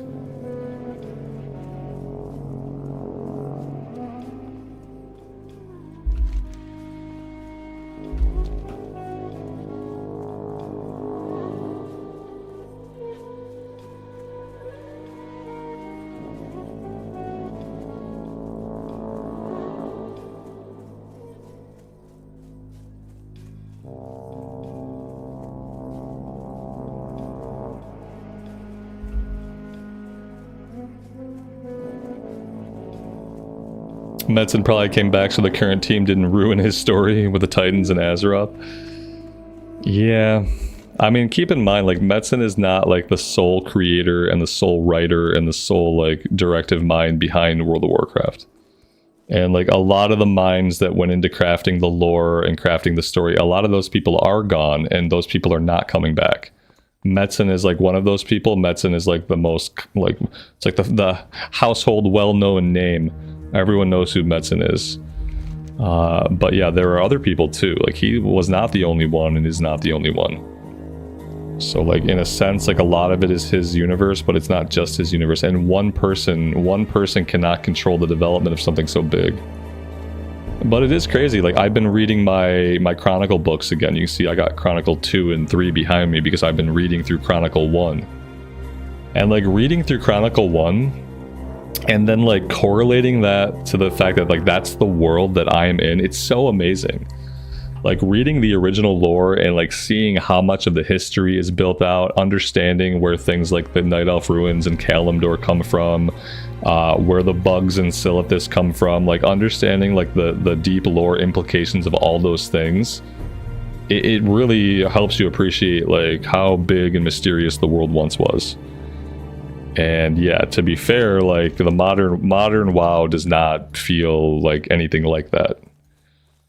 And so, I wonder how many people that work at Blizzard Entertainment and who work on World of Warcraft, like how many of them actually know the original lore? How many of them have even read Chronicle? How many of them have even played the game? The number is probably not high enough. It's almost like, you know, like at this point, like for anybody working on World of Warcraft, Chronicles 1 through 3 should be required reading, and there should be fucking tests. They should have to take actual tests to prove that they understand the world, that they understand the lore, that they understand anything fundamentally about the game. Because if you're developing WoW today and you're not developing it with Chronicle in mind, then it's like, what the fuck are you even making? Like, what are you even working on? That's why I think sometimes, like a lot of times in WoW, like the story just seems to kind of go off the rails, and you get introduced to like comically cartoonish characters like the Jailer, or even like to me Iridikron To me, like Iridikron is like a cartoon villain, like, and I feel like that's what happens when you have people crafting a story when they're not intimately familiar with like the background lore of the universe. This is it. What it starts to feel like is it starts to feel like fan fiction of a fan that doesn't really know. Like someone who, oh, this is great, I like this, and then they start writing fan fiction, but they don't actually know the universe, they don't actually know the history, they don't actually know the prior stories, but they're just out there writing fan fiction. That's what some of the storytelling in WoW like starts to kind of feel like after a while.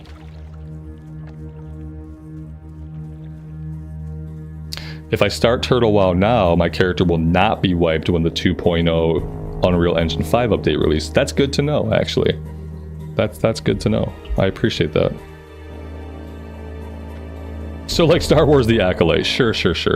Like anything Star Wars after like the original movies. Except maybe for the Clone Wars animated series, which was actually really good. Star Wars Acolyte, I heard, has other problems that we won't get into. I haven't watched Star Wars Acolyte. I kind of refuse to watch any more Star Wars shit because it's all bad. It's like that's the thing. Like these things go in the same directions, right? Look at the direction WoW has gone in, where it's like people don't feel like the story feels like Warcraft. They don't feel like the lore feels like Warcraft. The characters don't feel like Warcraft.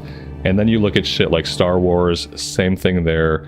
You can even look at shit newer shit like the MCU, and you can see the same kind of like story and character fatigue, where it's like, you know, this doesn't feel as good, this doesn't feel as vanilla, this doesn't feel like the core of the universe, this doesn't feel like the kind of characters that should exist.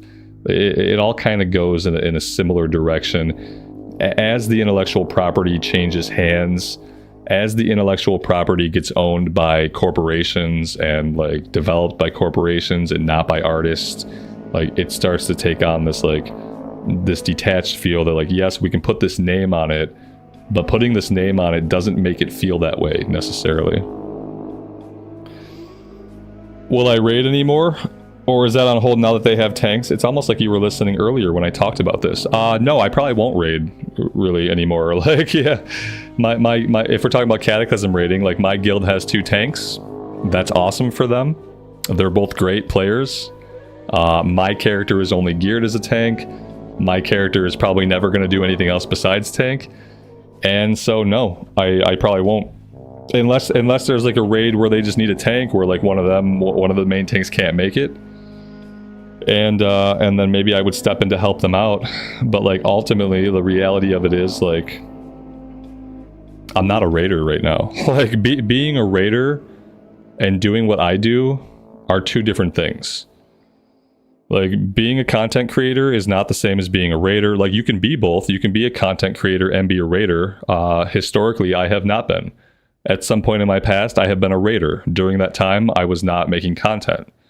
Now that I'm making content, I find it kind of challenging to be a raider because raiders have to do certain things. And ultimately, when you're a raider, you have to be mono-focused on that version of the game, which means you only play that version. You have to be kind of mono-focused on your one character, which means that you only really play that character. And I am not either of those things. And like I said, furthermore, like I'm a tank, my guild does not need tanks. And so, yeah, like probably not. Probably not.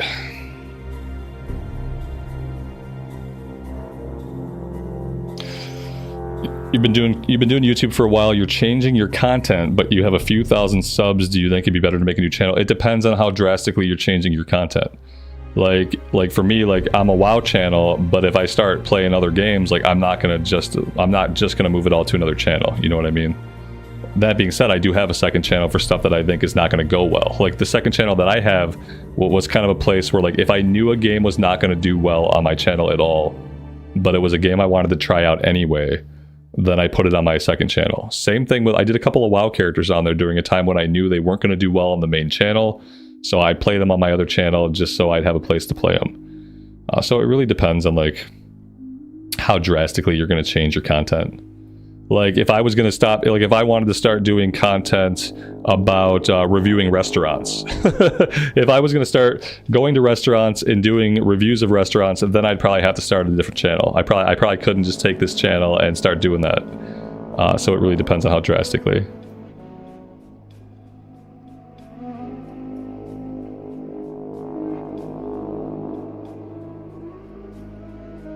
If you're getting more subs, like, I'd say just leave it. Like, you're still young. If you have 1,000 subs, you're still really young. You know, at that point, you're not like super locked into doing. Just do what you want to do. Ultimately, it's your channel, and if you want to change the type of content on it, that's up to you. The people that don't like it will unsub, and the people who don't mind will stick around. So I'd say, like, at that point, you know, you're good to do whatever.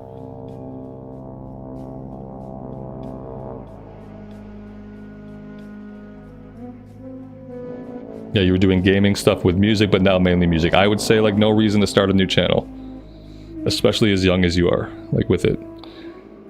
Let's see. I don't know if we're doing anything else here right now. We have this stuff over here we could do. Duskwood. Cemetery. Oh, we have stuff to turn in back in Duskwood. Maybe we go do some of that stuff.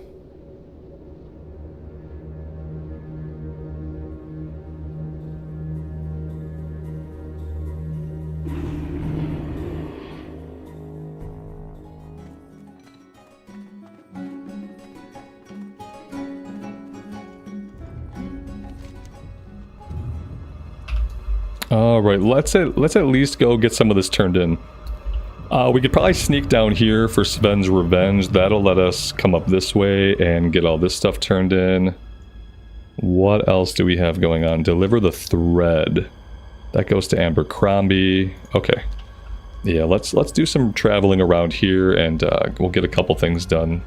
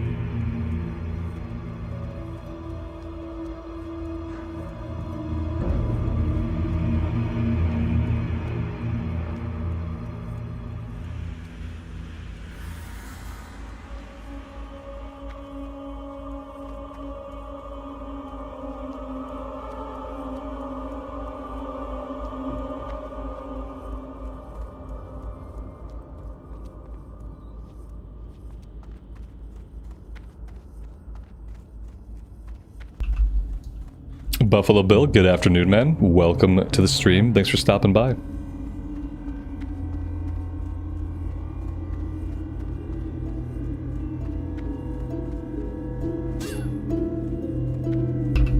Yeah, there's guys that hang out in stealth around here.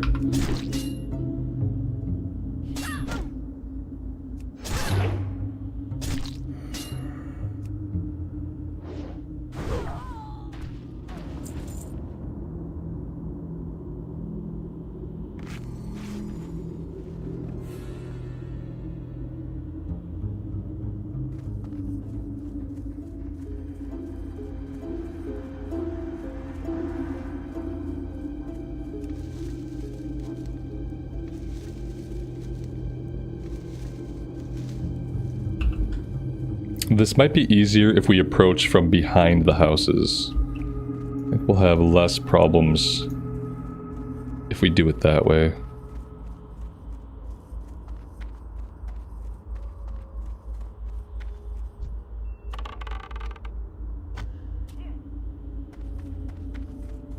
Alright, we still managed to aggro 2 of them. Should be okay.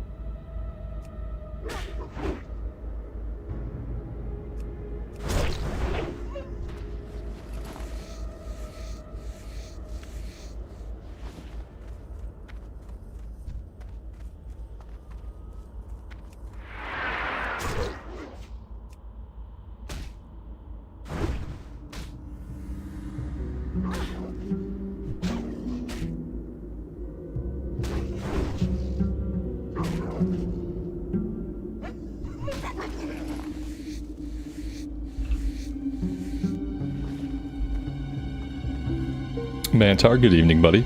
Welcome to the stream. Like, you're trying DK tanking? Blood tanking seemed really cool. I had to just kind of decide that my Shadow Priest was going to be my main for Modern WoW and give up the chase for, like, investigating every single other spec in the game. I just kind of decided I really like Shadow. I'm gonna stick with Shadow. I had one day where I tried like 7 different retail characters to kind of figure out like which one's next. And then I decided like there doesn't need to be a next. I have so many characters already at cap.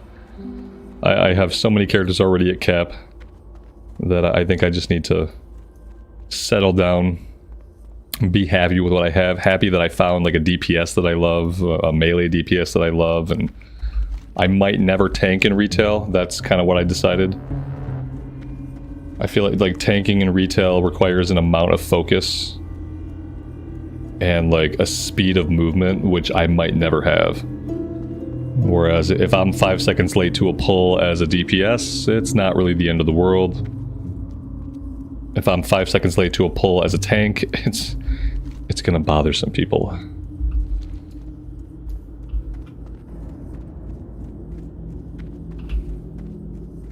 Emily, good afternoon. Welcome to the stream. Thanks for stopping by.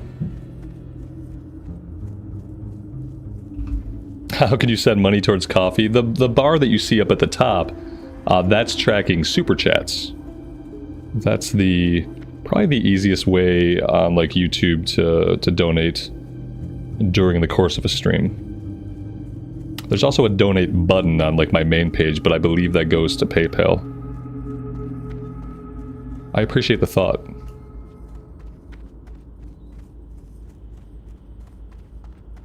And then keep in mind that if you're watching this on like an Apple device, On an Apple device, you might not have options to do supers or memberships. I know that on Apple devices, you're limited in what you can do on a stream. I can't remember if it's that Apple devices don't allow memberships or they don't allow super chats, but there are some kind of limitations depending on like what device you're on. Because Apple likes to have its cut, and YouTube doesn't really want to give Apple a cut.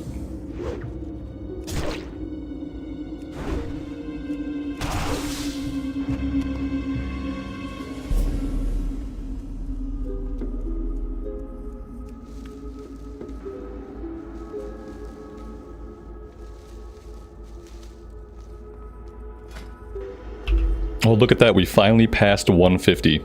So now if we come across life root, I can actually herb life root. So we are at 151. This might be the highest I've leveled herbalism since Season of Mastery.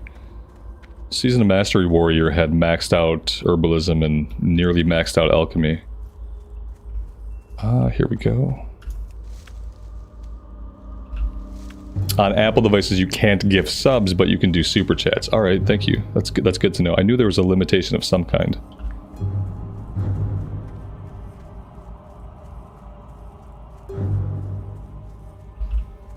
I appreciate that. Thank you. Taking M+, everyone expects you to know the routes. Yeah, that's the other thing is like, even if I learn the routes, that's fine. Like what I'm probably never going to learn are the skips. People want you to not only know where to go, they want you to know like what mobs you can skip, what mobs you can't skip, and like I don't really like skips. And so I can never see a reality where I research what packs I can skip. And that would definitely bother people, and I understand why, especially like on the higher mythics when you have a timer, when every second matters. I can understand. How are you? But it's like all the more reason why I shouldn't try to tank. Have a good one. See you around. Speak with the tavern keep. Okay, let's move on. What do we have up here? We have ghoul fangs. Apple or Android, which do I prefer? I don't prefer either of them. I have an Apple phone. Like, I don't have a preference. The amount of time that I spend on my phone is incredibly minimal. You know, the thing I do most on the phone is I read my Kindle. I read the Kindle app on my phone. Guitar Junkie, thank you so much, man, for the $20 super. Thanks for the streams. I got you back into WoW. So I hope you're having a good time. Thanks for being here. Thanks for the super. That's incredibly generous of you.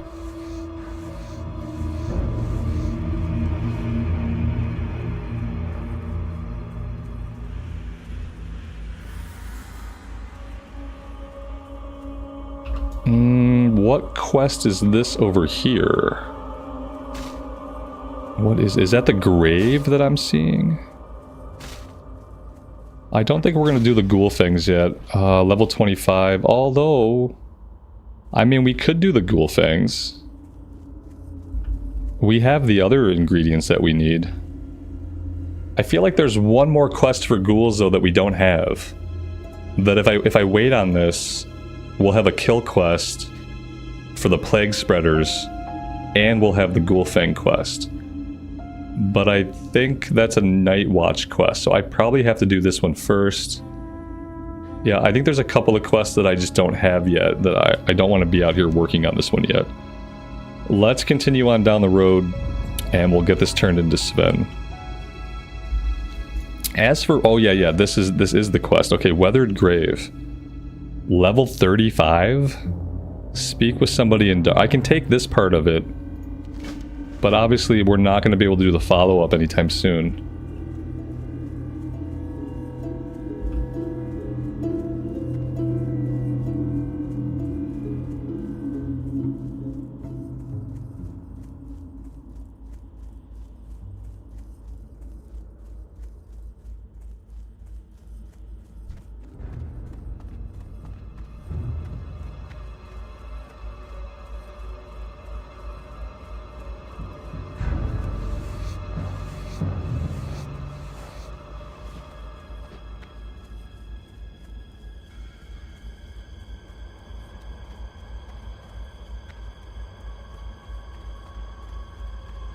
Need help?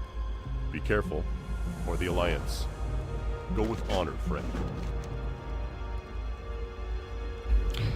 Alright, so at this point, we probably want to get back to Darkshire. The fastest way to do that is going to be to run over to Sentinel Hill.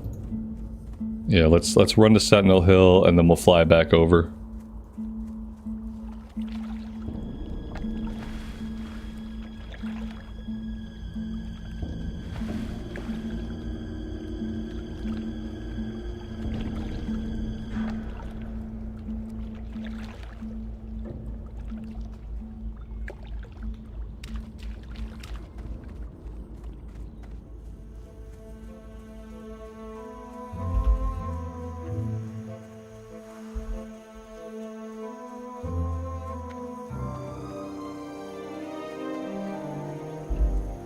KY, you gotta plug that phone in, man. You gotta plug that sucker in when you lay down for bed.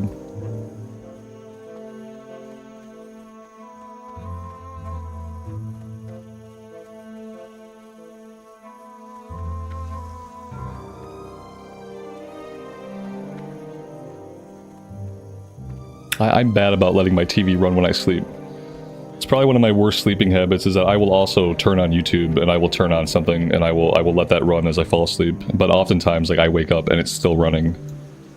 It's probably like it's probably better at one point, like if your phone dies, it's probably better for like your overall sleep cycle. Because like with the TV on, that sucker just runs and runs. Let's see. Yeah, let's go back to Darkshire. Safe travel. And of course, like from the TV, it's blue light, which blue light is supposedly really bad for your sleep. I don't watch my own content. No, I mean, I do turn my stuff on sometimes to like sound test it and to listen to it and make sure everything sounds good. So I do sound test it, but I don't turn it on to like for sleeping. I mean, I probably could. No, what I've been turning on recently, I've been turning on Dome Keeper. There's a game called Dome Keeper, which is a really cool game, and I've been watching Christopher Odd play Dome Keeper, and I turn that on and I watch like the first like 15 minutes of the episode, and by then I'm asleep. I like it because the colors are like pretty consistent. Like the colors are consistent, the sound is consistent. There's no like flashing lights or jarring sounds. It's just like, it's pretty like even keel as far as the lighting and the sound design goes.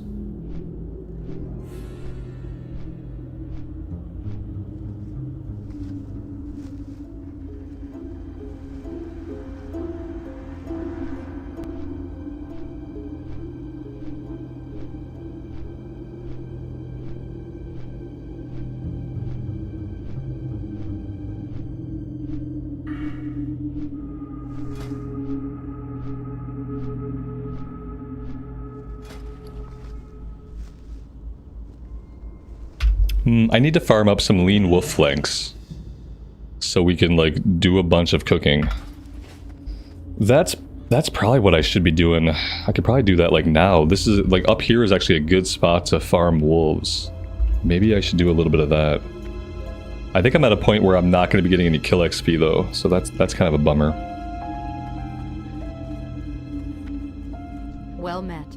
Farewell. Be careful. Go with honor, friend.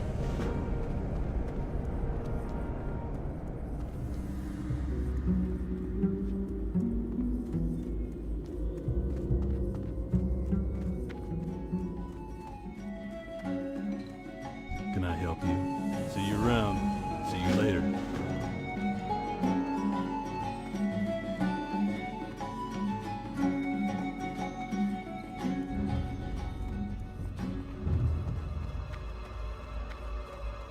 What can I do for you?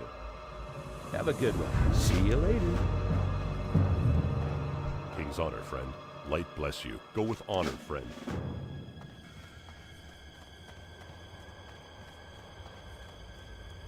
Hello. Have a good one. Safe travels. Farewell.